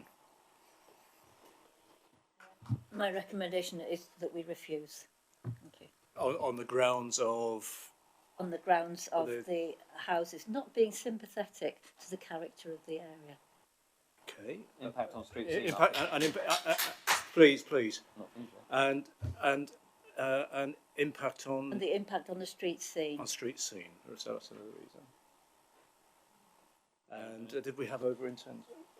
That wasn't referred to. All I've got at the moment is refuse on impact on street scene, too closely packed together, which is the wording that I picked up. So clearly, we would phrase if members are minded to refuse, we would phrase a refusal around those issues. Yeah. Okay. Right. So but you're making a recommendation there. Do you have a seconder for that at this stage? Councillor Phillips. So you're seconding Councillor Thomas's motion to refuse permission on those grounds. Okay. Do you want to say anything else at this point? Do you want to add anything to that? Any conditions, reasons, etc.? No. Okay. Right. So, would anyone else like to comment at this point, or have we, Councillor Major? Could we add overshadowing to the recommendation and the reasons for refusal? Chairman, I think the correct procedure, and I'm sure Mr. Norm will pick me up here, is that you have a motion on the table with a reason for refusal. You have a seconder for that motion. What Councillor Major is suggesting is an amendment to the motion by adding a further reason for refusal. Chairman, there's two ways to do it. Either it would be the amendment unless the mover of the original motion and the seconder would agree to take that on board. So I think the first thing would be to ask the mover, So the seconder of the original motion, whether they would be prepared to take that as an additional reason. Could you give us an answer to that, please, Councillor Yes, Thomas? I would be prepared The answer to. is yes to that. Would And seconder, are you? Yes. So Right. we make that the substantive motion, with one motion on the table, moved by Councillor Thomas, seconded by Councillor Phillips, on two grounds. One is the impact on the streets scene, and also overshadowing on, do we know? Neighbouring properties. Number 47. 47. Was it for number 47? 47. Yeah. I'm looking to the mover and the seconder to confirm. Yep. Chairman, I just need clarification. And Mr. Pegram needs some clarification, please. Chairman, just to see clarification, when I spoke earlier about another application, I said all development has some harm. If you are saying it causes overshadowing, what is the harm that you're alluding to that that's causing? Loss of light and and impact on the immunity within that. Yeah. Impact on neighbours and immunity. Again, loss of light, Chairman. It's important that we have the reasons. Yes. Yeah, we have to have the Clear reasons. off so that You've got to defend an appeal, Chairman. Well, indeed, yes. Chair, is the mover and seconder happy with those additional? You're Are we both. there? I think we are there. Right. We've got a recommendation, duly moved, duly seconded, also amended and agreed. I sense there are no further speakers, so the recommendation is to refuse permission for the reasons given. Can I have a show of hands for those in favour of that new recommendation, in other words, to refuse permission? Show your hands, please.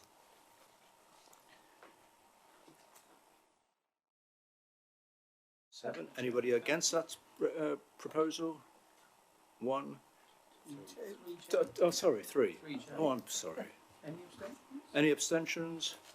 And one abstention. So can we just read those numbers out again, please? 7 for, Yes. Three against. and one abstention. So that means permission is refused. Permission is Okay, for the reasons given. Right, thank you very much.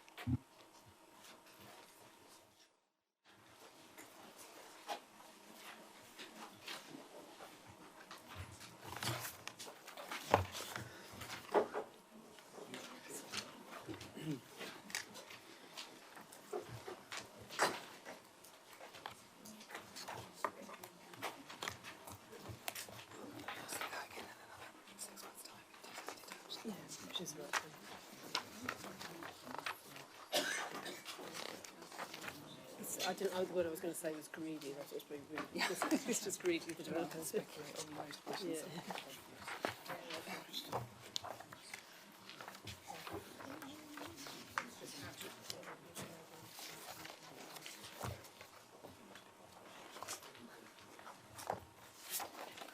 Right, with musical chairs, we'll move on to our next application. This is one where Councillor Stockwood had to give declare an interest. Excuse me. This is land off Old Grantham Road, Watton, erection of a single self-built dwelling with associated parking and access. Mr. Sharman, please. Thank you very much, Chair. Yes, so just for members' attention first, there was one late representation on this one that was sent across yesterday, so you should all have that before you. So as the Chair has said, it's application for a single self-built dwelling on land off Old Grantham Road, just outside the settlement of Watton. So a quick overview of the site there. The red line plan doesn't give an awful lot of context. But yeah, it's a rectangular plot of land off Old Grantham Road between the River Smite and the Old Grantham Road. So that plan gives a bit of better context there. So you've got the kind of historic core of Watton over to your right-hand side to the east here. You've got more modern development here, almost related to Aslockton and the railway line in between. You've got the A52 trunk road, which runs to the south of the site down here. You've got the Watton prison to the west of the site over here with an associated residential estate with it. Then you've got the old Grantham Road and the River Smite. Satellite photo is a little bit out of date. So on land to the southwest here, it's now largely hard surfaced, and there's extant planning permission on that land for the erection of a building and associated use for a agricultural woodyard. And land to the northeast also has extant planning permission for business use, effectively continuing down from the current business units and stretching down that piece of land. So just going to site photographs. This photo is taken standing in the entrance to the prison, effectively, Cramner Avenue Housing Estate. So this is looking kind of north-east along the old Grantham Road. You've got the access to the site here, which has been approved as part of the scheme approved on the neighbouring site for the agricultural timber yard. And the site is just next to that, just here. And you've got a boundary hedgerow.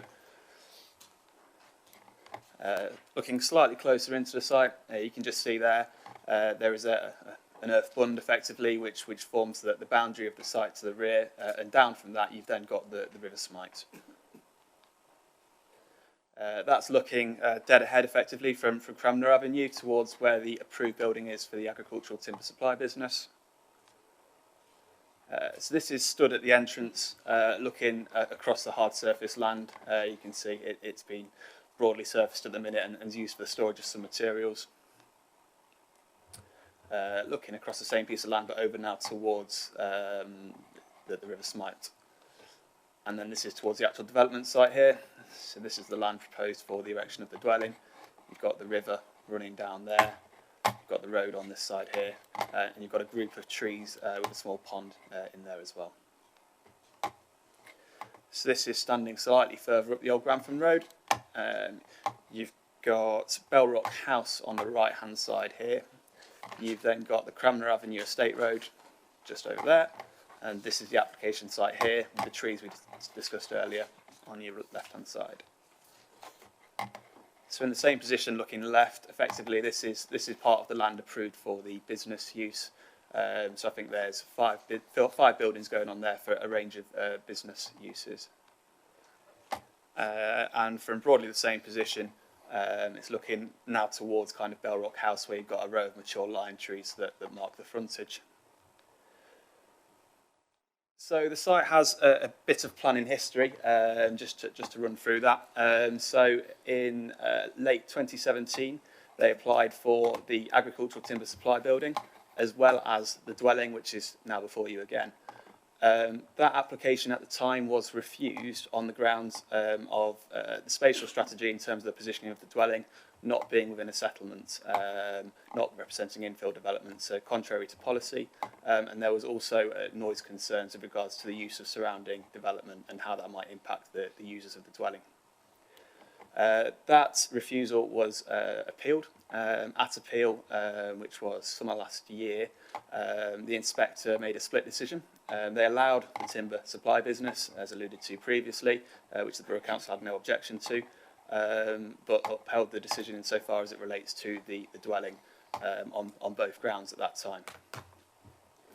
So the application, as now before you, is just for this section of the site. It is as was previously proposed. There aren't any changes to the actual design of the dwelling since what was previously considered. It's resubmitted on the basis that there's been a material change in the policy situation. So just to run through the design of the dwelling, you've got your floor plans, and you'll see it's a fairly traditional design of property, between 1.5 and 2 stories. Brick and render, fairly traditional in its design and style. So the main consideration before you is the principle of development as with before.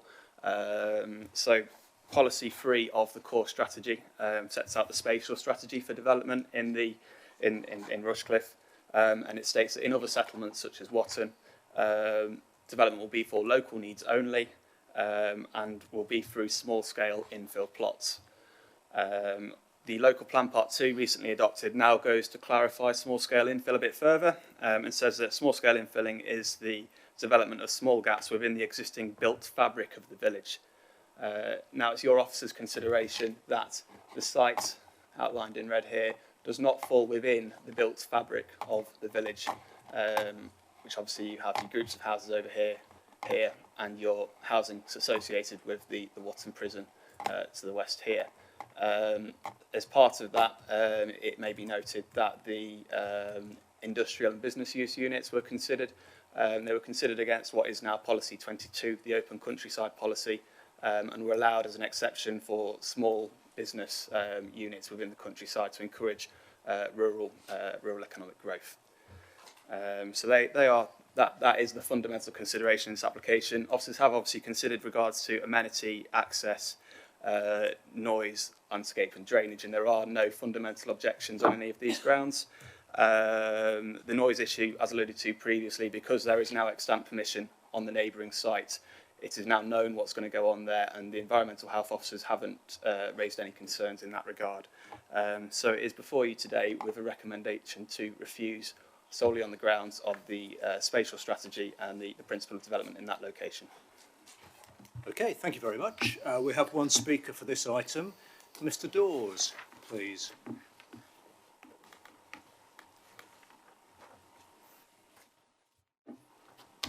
Sorry, it's been a long evening. And as you've probably seen, you have up to 5 minutes to talk to us by pressing the right-hand button. Thank you. Good evening, Chairman and members of the committee. Thank you for the opportunity to speak in support of my application.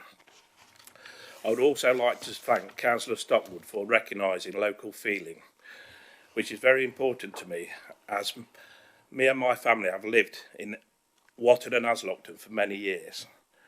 This is an opportunity for yourselves this evening to support true local need. I'm a local man that would like to provide a home for his family and security for his business, while securing jobs for local people.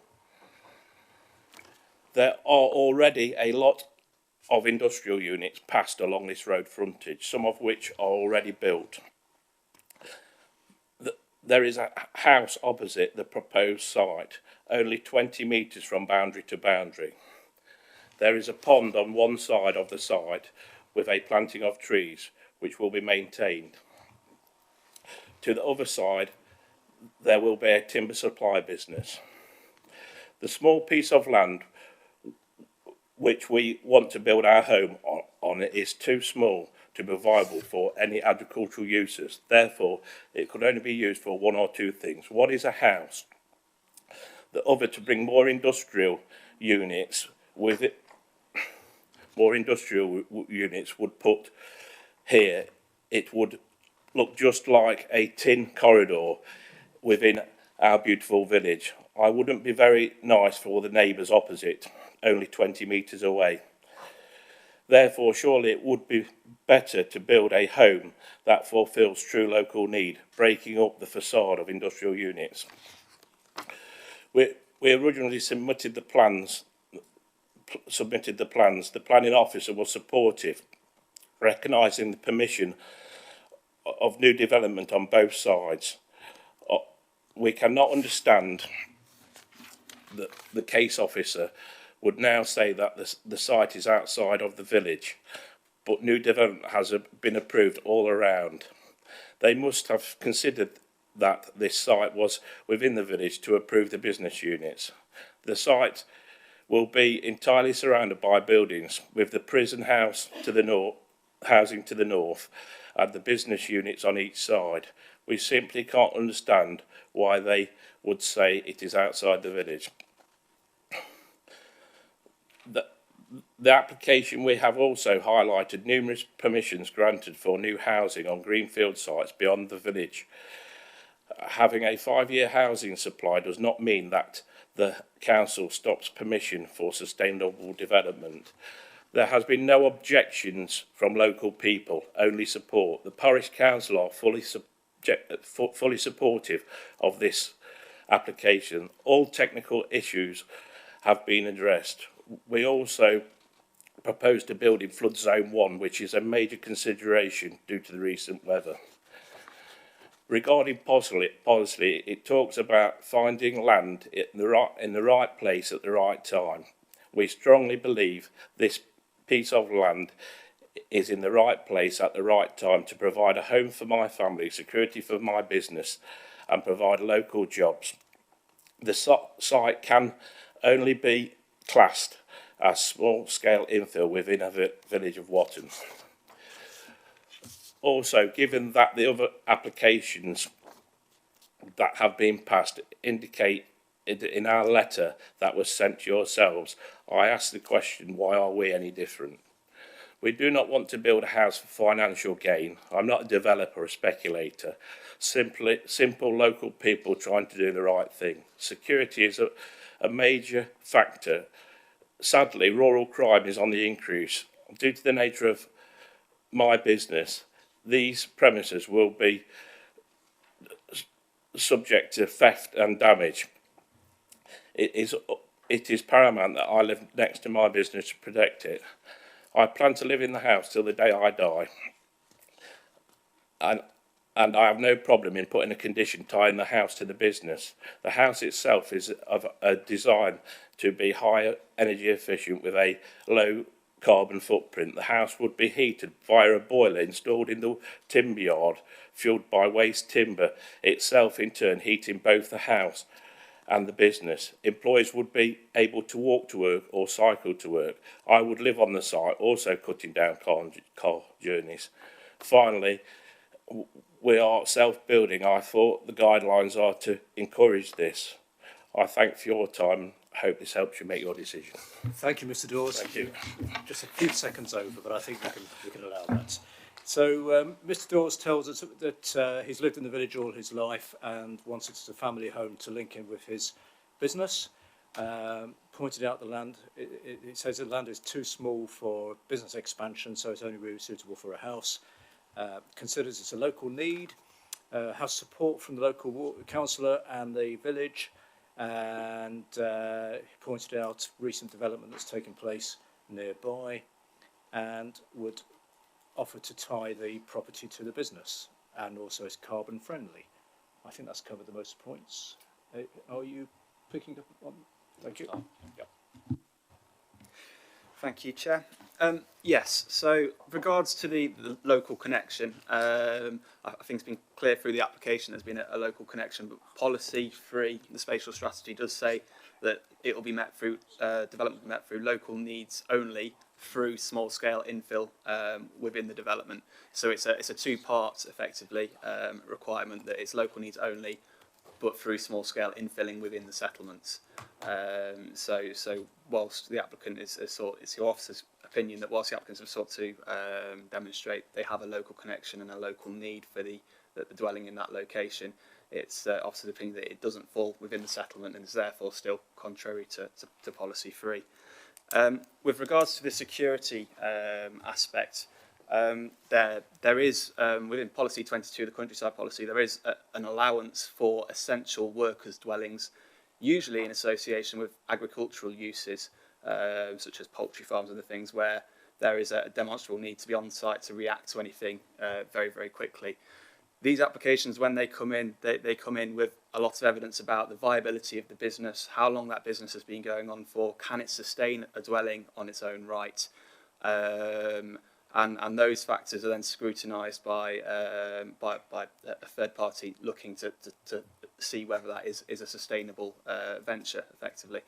Obviously, the application before us doesn't have that level of detail with it to justify why there's an essential need for a dwelling on this business site. And I think one of the things that's considered when you're looking at essential need for a rural workers' dwellings is what other dwellings are available in the vicinity of the site. Obviously, the current applicant also lives locally in any case, and it hasn't been explored as to whether they have accessible links to the site as it currently is, and that's something for consideration. With regards to other permissions, again, it's something that you've probably heard a lot of times, but every case is looked at on its own merits at the time with the development plan in force at that time. Obviously, some of those applications, when they were determined at appeal, I think, and also there was the situation with the 5-year land supply, which has recently, obviously with the local plan part 2, is not an issue at the moment, but previously, obviously, that had the tilted balance where we needed to try and influence and sustain residential development in other areas to increase and boost our land supply, which was a material consideration at that time. I think that covers. Mr. Peregrine, you want to come in on this? Yes, Chairman, I just wanted to give some policy guidance on top of everything that Mr. Sharman has said, because it may look strange to members sitting here that we've approved buildings either side of this site, and yet we're saying no to this dwelling.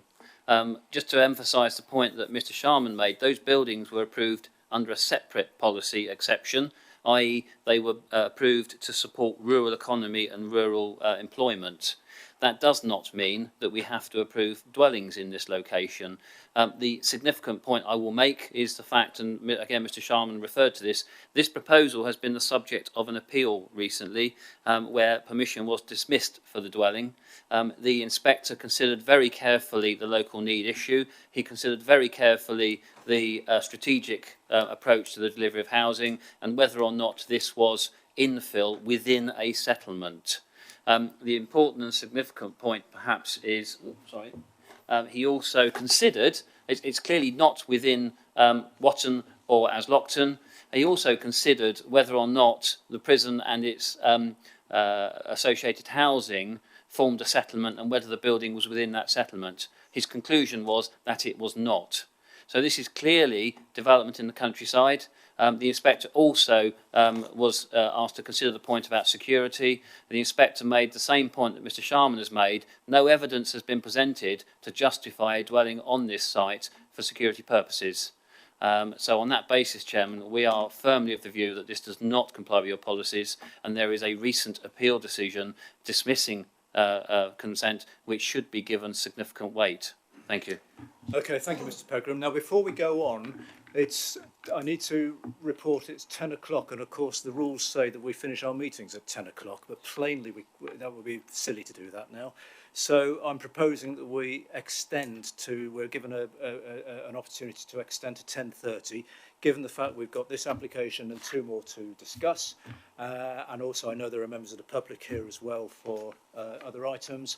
So are we happy to extend to 10:30? Just need to confirm that. Yes, is that so? So that members of the public know you cannot go beyond it. Yes, and for members of the public, there are very strict rules. We really can't go past 10:30. So if there was any business outstanding at 10:30, it would have to carry over to the next meeting. So I just need to put that on record. Right, back to this application. Who'd like to start on this, please? We can either have comments or a question. Councillor Major. I think you referenced the built fabric. So does that just constitute residential properties, or say, for example, if all of these industrial units are eventually created, like I can see there's a couple there, and it sounds like there's planning permission for other things along that strip. Does that then become part of the built environment, and therefore, like, this could potentially be infill further down the line if there are other buildings surrounding that, or is there never ever going to be the case that there's a need for a residential property in this place? So the future does become built environment. Yeah, I understand. Yeah. Thank you, Chair. Yes, so obviously the industrial units have been approved under a separate policy exemption effectively. So just because there may be built environment there doesn't immediately make it part of the settlement itself. You can get runs of ribbon development in areas that aren't part of settlement. It's still a countryside exception. And to add to that, Chairman, the appeal inspector considered that very issue about the permissions that were pending and extant in that area, and didn't consider that to justify the approval of the dwelling in this location. Is that helpful? Can I ask just for clarification? I know that's an old photograph. The permission for the commercial buildings, business buildings, are they there yet? Have they been built yet? So right, okay. Did I see another hand? Councillor Birdie. Thank you, Chairman. The question I have is actually directed towards our legal officer. There's been references to this having gone to appeal previously or a similar application, and we've had a very robust presentation of the inspector's judgments and conclusions, etc. So the question I would like to ask is, if this was approved today, what legally is the situation in terms of having already been refused by the inspector? What would be the process in terms of this sort of case going forward under those circumstances? Because the reason I ask the question is because having been presented with that information regarding the inspector and the appeal and so on, it's making the decision sort of very difficult in terms of going contrary to that particular judgment. So therefore, for me personally, it would provide a lot of guidance in terms of where we are heading, depending on if we were to approve rather than uphold that previous appeal. Thank you, Chairman. Yes, I can't really add a great deal more to what's already in the report and what Mr. Pegram has already said. Clearly, the inspector's decision on the previous application is a material consideration, and the advice is that you should give considerable weight to that decision. The question then arises is if the committee were to grant permission, first of all, the question would be, on what basis have you granted it? That would be the first question. But the next question would be, would somebody make a challenge to that decision? If the decision is not taken in accordance with your development plan, then there's a potential for a judicial review challenge. It's potential on the basis that it without good justification, if it's contrary to the plan, then there would be potentially a ground for a judicial review challenge on the grounds that the decision you take is unreasonable. Obviously, nobody knows whether that challenge might come forward or not. But the question is really your duty is to consider the application on its merits and to decide the application on the basis of your development plan, not on the basis of inspectors' decisions before. They're not binding precedent in that sense. But the real key question, I think, hopefully Mr. Pegram will confirm, is that you are required to decide your application on the basis of your development plan. Can I just clarify? Sorry. Mr. Pegram.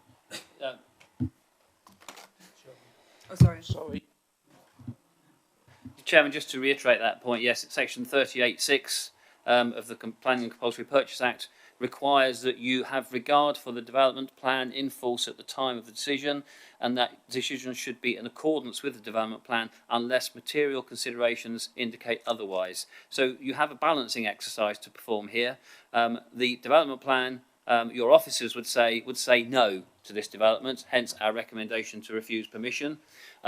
If you were minded to grant permission, you would have to demonstrate what material considerations you had taken into account which outweighed the provisions of your development plan. Thank you, Chairman. Councillor Major. Sorry, and can I just ask, where would that judicial review come from? Is that from a member of the public, or would that be like us being challenged on us not doing what we're supposed to do in our development plan? Chairman, I wouldn't want members to consider this application on the basis that there might be a challenge. That challenge might never come about. Yeah. It could come from anybody. It could come from someone in the village. It's unlikely we would challenge the decision, providing we were saying, well, no, we wouldn't challenge our own decision because it would be ultimately the decision of this council as the local planning authority. So we would not challenge that decision. But word of caution, Chairman, and I reiterate, your decision should be in accordance with the development plan unless material indications indicate otherwise. Now, this debate is going to continue. There may be some suggestion of material considerations, and I'm quite happy to advise on those material considerations and the potential weight that you should give to those issues. But that is the advice of your officers and your legal officer. You should determine this application in accordance with the development plan unless material considerations indicate otherwise. Okay. Councillor Goran. I'd like to propose that we accept this application, and the material grounds I'd like to suggest are that it is infill because it's so near to the house opposite. I don't know if that works for you, Mr. Pegram, and because of the other material considerations being that it's part of an industrial residential development anyhow, so it seems a bit silly to say it's not infill. So are you, just to confirm, are you proposing giving permission, approving permission? Right. Do you want to add anything to that, please? Yeah. Chairman, just to reiterate, firstly, those industrial units were approved as an exception to another policy which allows for development to support the rural economy. The other aspect of this is that it's not just whether it's infill. Obviously, the house opposite does not provide a measure of infill. There is no definition in legislation about infill. Normally it's a small gap in an otherwise built up frontage. In this instance you'd be putting a house in between industrial units.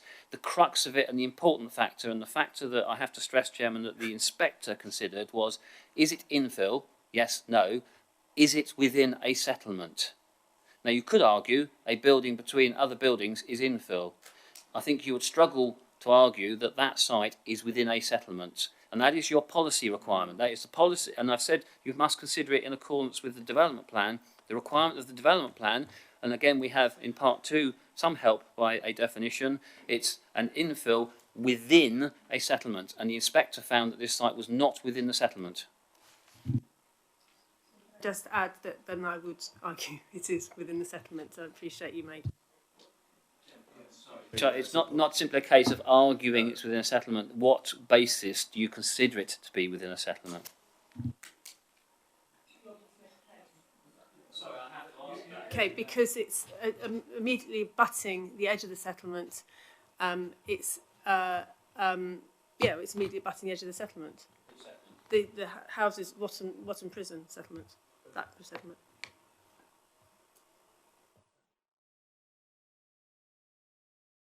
Chairman, it's an argument, but it's an argument opposition to the inspector who considered it was not part of that settlement. But carry on, Chairman, sorry. There's an offer to tie it into the business from the applicant. The business buildings aren't there yet. What would happen if the business didn't continue or the business buildings weren't built? Can I answer that a different way, Chairman? Okay. And again, it was answered by the inspector and also alluded to by Mr. Sharman. If we were considering whether this dwelling was necessary to serve that business, there would be a stringent policy test that we would carry out to determine, firstly, is there a need to live on site? Normally, with agricultural issues, there's issues of animal husbandry and a need to deal with carving cows and things that need round-the-clock supervision. The other aspect of it, Chairman, is that the building has to be existing, it has to be viable, and it has to have a prospect to remain viable and support a dwelling of the size commensurate to the size of that business. At the moment, Chairman, as you can see, there is no business on this site. There has been no evidence submitted to suggest that there is a need for a dwelling to support that business. Security has been mentioned. If I hark back to the days of PPS 7, I still consider that Annex A to PPS 7 is relevant, and the inspectors do refer to it and use it. Security alone is not grounds for a dwelling in the countryside. There are other methods of securing a site. You have to question, Chairman, why build a business in this location if there is a security issue to a certain extent? But in terms of planning tests and planning policy, security alone is not grounds to approve a dwelling in the countryside. Thank you. Councillor Major. Yeah, it makes me sad that I think that we're not able to find a way to support someone who's clearly committed to the local area, who's committed to building a sustainable property. And those are the sorts of things that I think as a borough we're trying to encourage, these kind of, bit of self-build, bit of, sustainable approach and stuff like that. But it feels like the odds are very much against us. We can't argue that it's part of a settlement. We can't argue that it's infill. So I would probably move to support the recommendation, regrettably, because I would very much like to support that local person to be part of that community, and he's obviously got the support of his community to do it, but it feels to me like our hands are tied.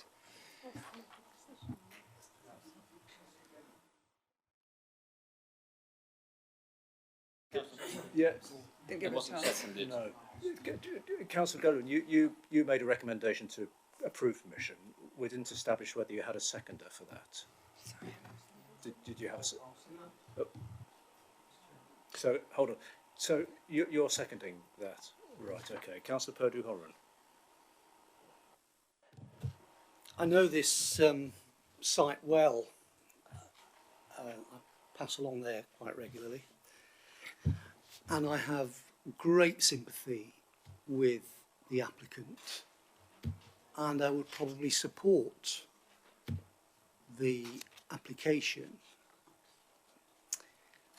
if there was evidence of a business on that site, but there isn't at the moment.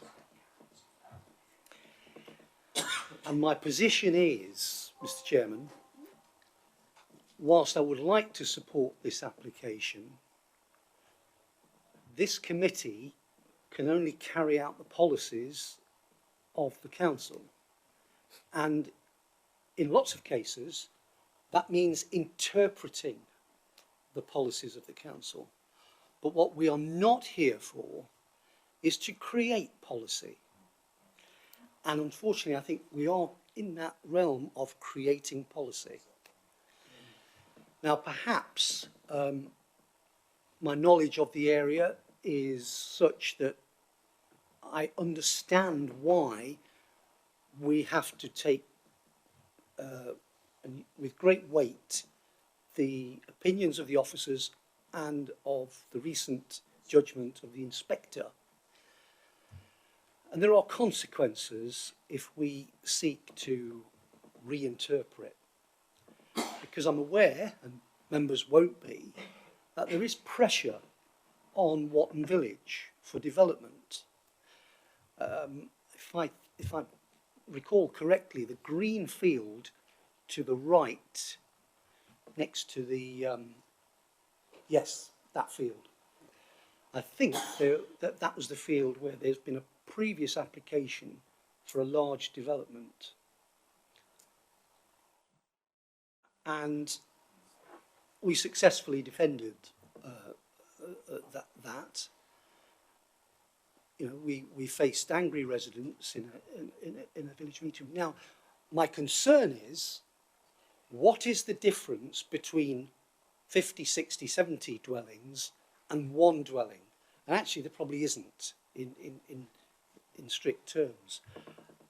And so, are we setting a precedent? Because we are clearly going beyond the built settlement by allowing residential development on that location.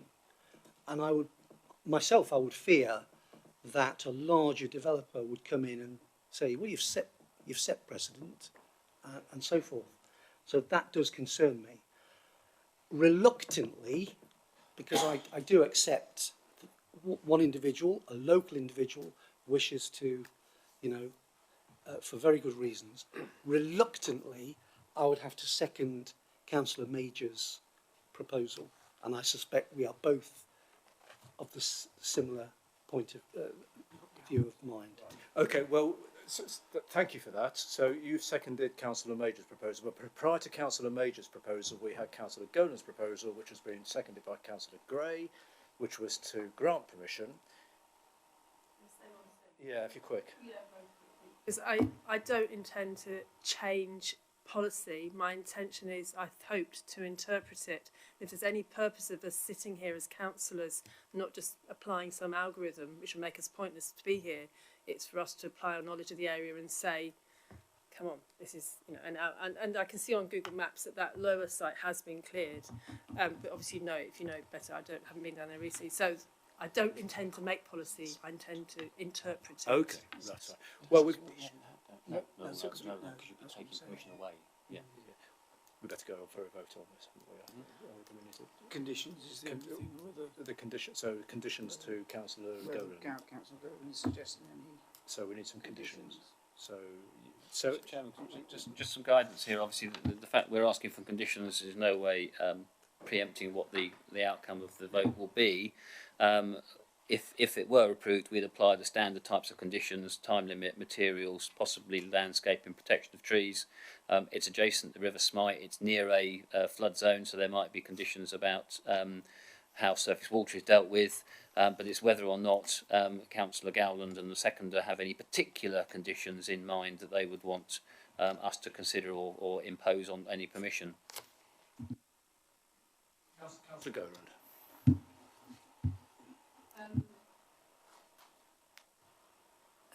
No. I think we should. Is there anything crucial you're coming in on here, Councillor Thomas? I was just going to suggest that one of the things that's been suggested is that a condition that the building is always tied to the business. Ah, that's very helpful. Thank you very much. Sorry, Chair, I don't want to delay this anyway. It's a long night, it's late. Basically, Chairman, again, I refer back to the 6 tests that conditions have to satisfy: reasonable, necessary, precise is the 6th one I couldn't remember earlier, relevant to planning, enforceable, and reasonable in all other respects. The issue with asking for a condition to tie that building to the business, the inspector considered that. He had no evidence before him to demonstrate there was a need for the dwelling to service the business. If that is your approach, we have not fully assessed as officers and the council a viability and need to live on the site. So again, I would suggest that if that type of condition was proposed, it would probably fail the tests. And again, so Chairman, we just, that is a justification for granting permission I would not be content with. Thank you. Okay, thank you. Right. We've got the recommendation moved and seconded to grant permission, so we're going to take a vote on that now. So can I have a show? Are we all clear what we're voting for on here? If we take on this, vote on this is to grant permission, which is not what the current recommendation is. Subject to standards and conditions. So can I have a show of hands, please, in favour of that recommendation, please? 3. Anyone against? 7. Any abstentions? I suspect not. So that motion is lost. So we now go back to the. Well, you need another motion. Right. So we need. It was made, wasn't it? Yes. Yeah, but you can't have 2 motions on, so make it again. So we now need to have an alternative motion put in, please, which we may have done earlier on, but we need to do again. Who would like to move an alternative motion, please? Who moved it before? Councillor Major, wasn't it? Yes. I'd like to. You were reluctantly moving the. Yes, I'm reluctantly. Do you have a seconder? Councillor Brennan. Okay, thank you. Nothing else to add on there. Have we had a good discussion on this? Are we all clear? Show of hands, please, in favour of that recommendation, which is, as per the original report, the refusal of permission. Please show your hands. Sorry. Clarification, Chairman? We're voting on... You're voting on, as per the report, to refuse permission for the application for the reasons given. So we need a show of hands in favour of that recommendation, please. 7. Anyone against? Oh, sorry. Sorry, Chairman. Can we do it again? Can we do it again, I think please? it was 8, personally. A show of hands for those in favour of the recommendation to refuse. That's 5 down this side. Sorry, 8. yes. So that's 8. And those against? 2, 2, which is remarkably the same as the previous one. So that means that means that permission is refused as per the report. Thank you. I hope we've all learned something from that. It's 21 minutes past 10. Can we move on to? I think we will also be public in here. You would be going well. What You would be was- going beyond your.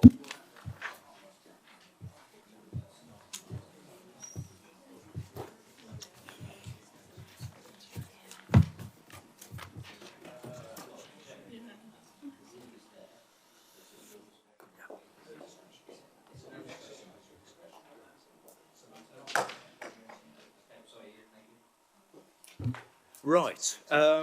We've had a very busy evening this evening with very large applications and relatively small ones, and there's been a lot of discussion on different applications for all sorts of reasons.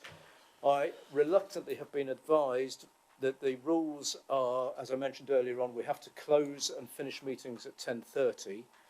I fear that there will not be time to discuss this final item. There's two items, which is frustrating and disappointing. But I think, in the interest of the rules, which is the law, isn't it, basically? So I think we need to have just consent of the committee as a whole that we have to abide. And regrettably, I'm suggesting or saying that we will have to hold these next items over to a future meeting. Are we all in favour of that, please? Yeah. Okay, thank you. Sorry. I know there's members of the public here who have been waiting all night for these one or two of these applications. I'm really sorry, but you see we had a packed agenda. I hope you have not had a wasted evening coming out in this awful weather. Entertaining. But you must appreciate that there are lots of applications and there's only a certain amount of time. So, colleagues, thank you very much. I'll close the meeting at 10 to... Oh, Mr. Pegg. Oh, yes. There is one thing I've just got to mention to colleagues, and that is Mr. Norman. This is your last meeting with us, isn't it? Because you are about to retire. So, thank you very much. I've known you for a good number of years, and your advice genuinely has been much appreciated by me, but also I know other colleagues as well. When do you actually retire? 26th. 26th this month. Well, good luck. Congratulations. I bet you can't wait to get away. And Mr. Pegram. Chairman, I would just like to echo your comments. I've worked with Ian now for just over 10 years. Ian has helped me look at things differently. He's challenged me at times. He's frustrated me at times. But the advice has always been sound, and we've always got to a position which is defendable and robust. And again, I'd just like to echo your comments and thank Ian for all his help and service. Thank you, and thank you, councillors and colleagues, tonight for your help. It's been a very busy meeting, a very difficult meeting, but there's a lot of important issues. Safe journey home through all the puddles, well, floods. I know we all had quite a lot of difficulty getting here this evening, so I hope it's subsided. Thank you.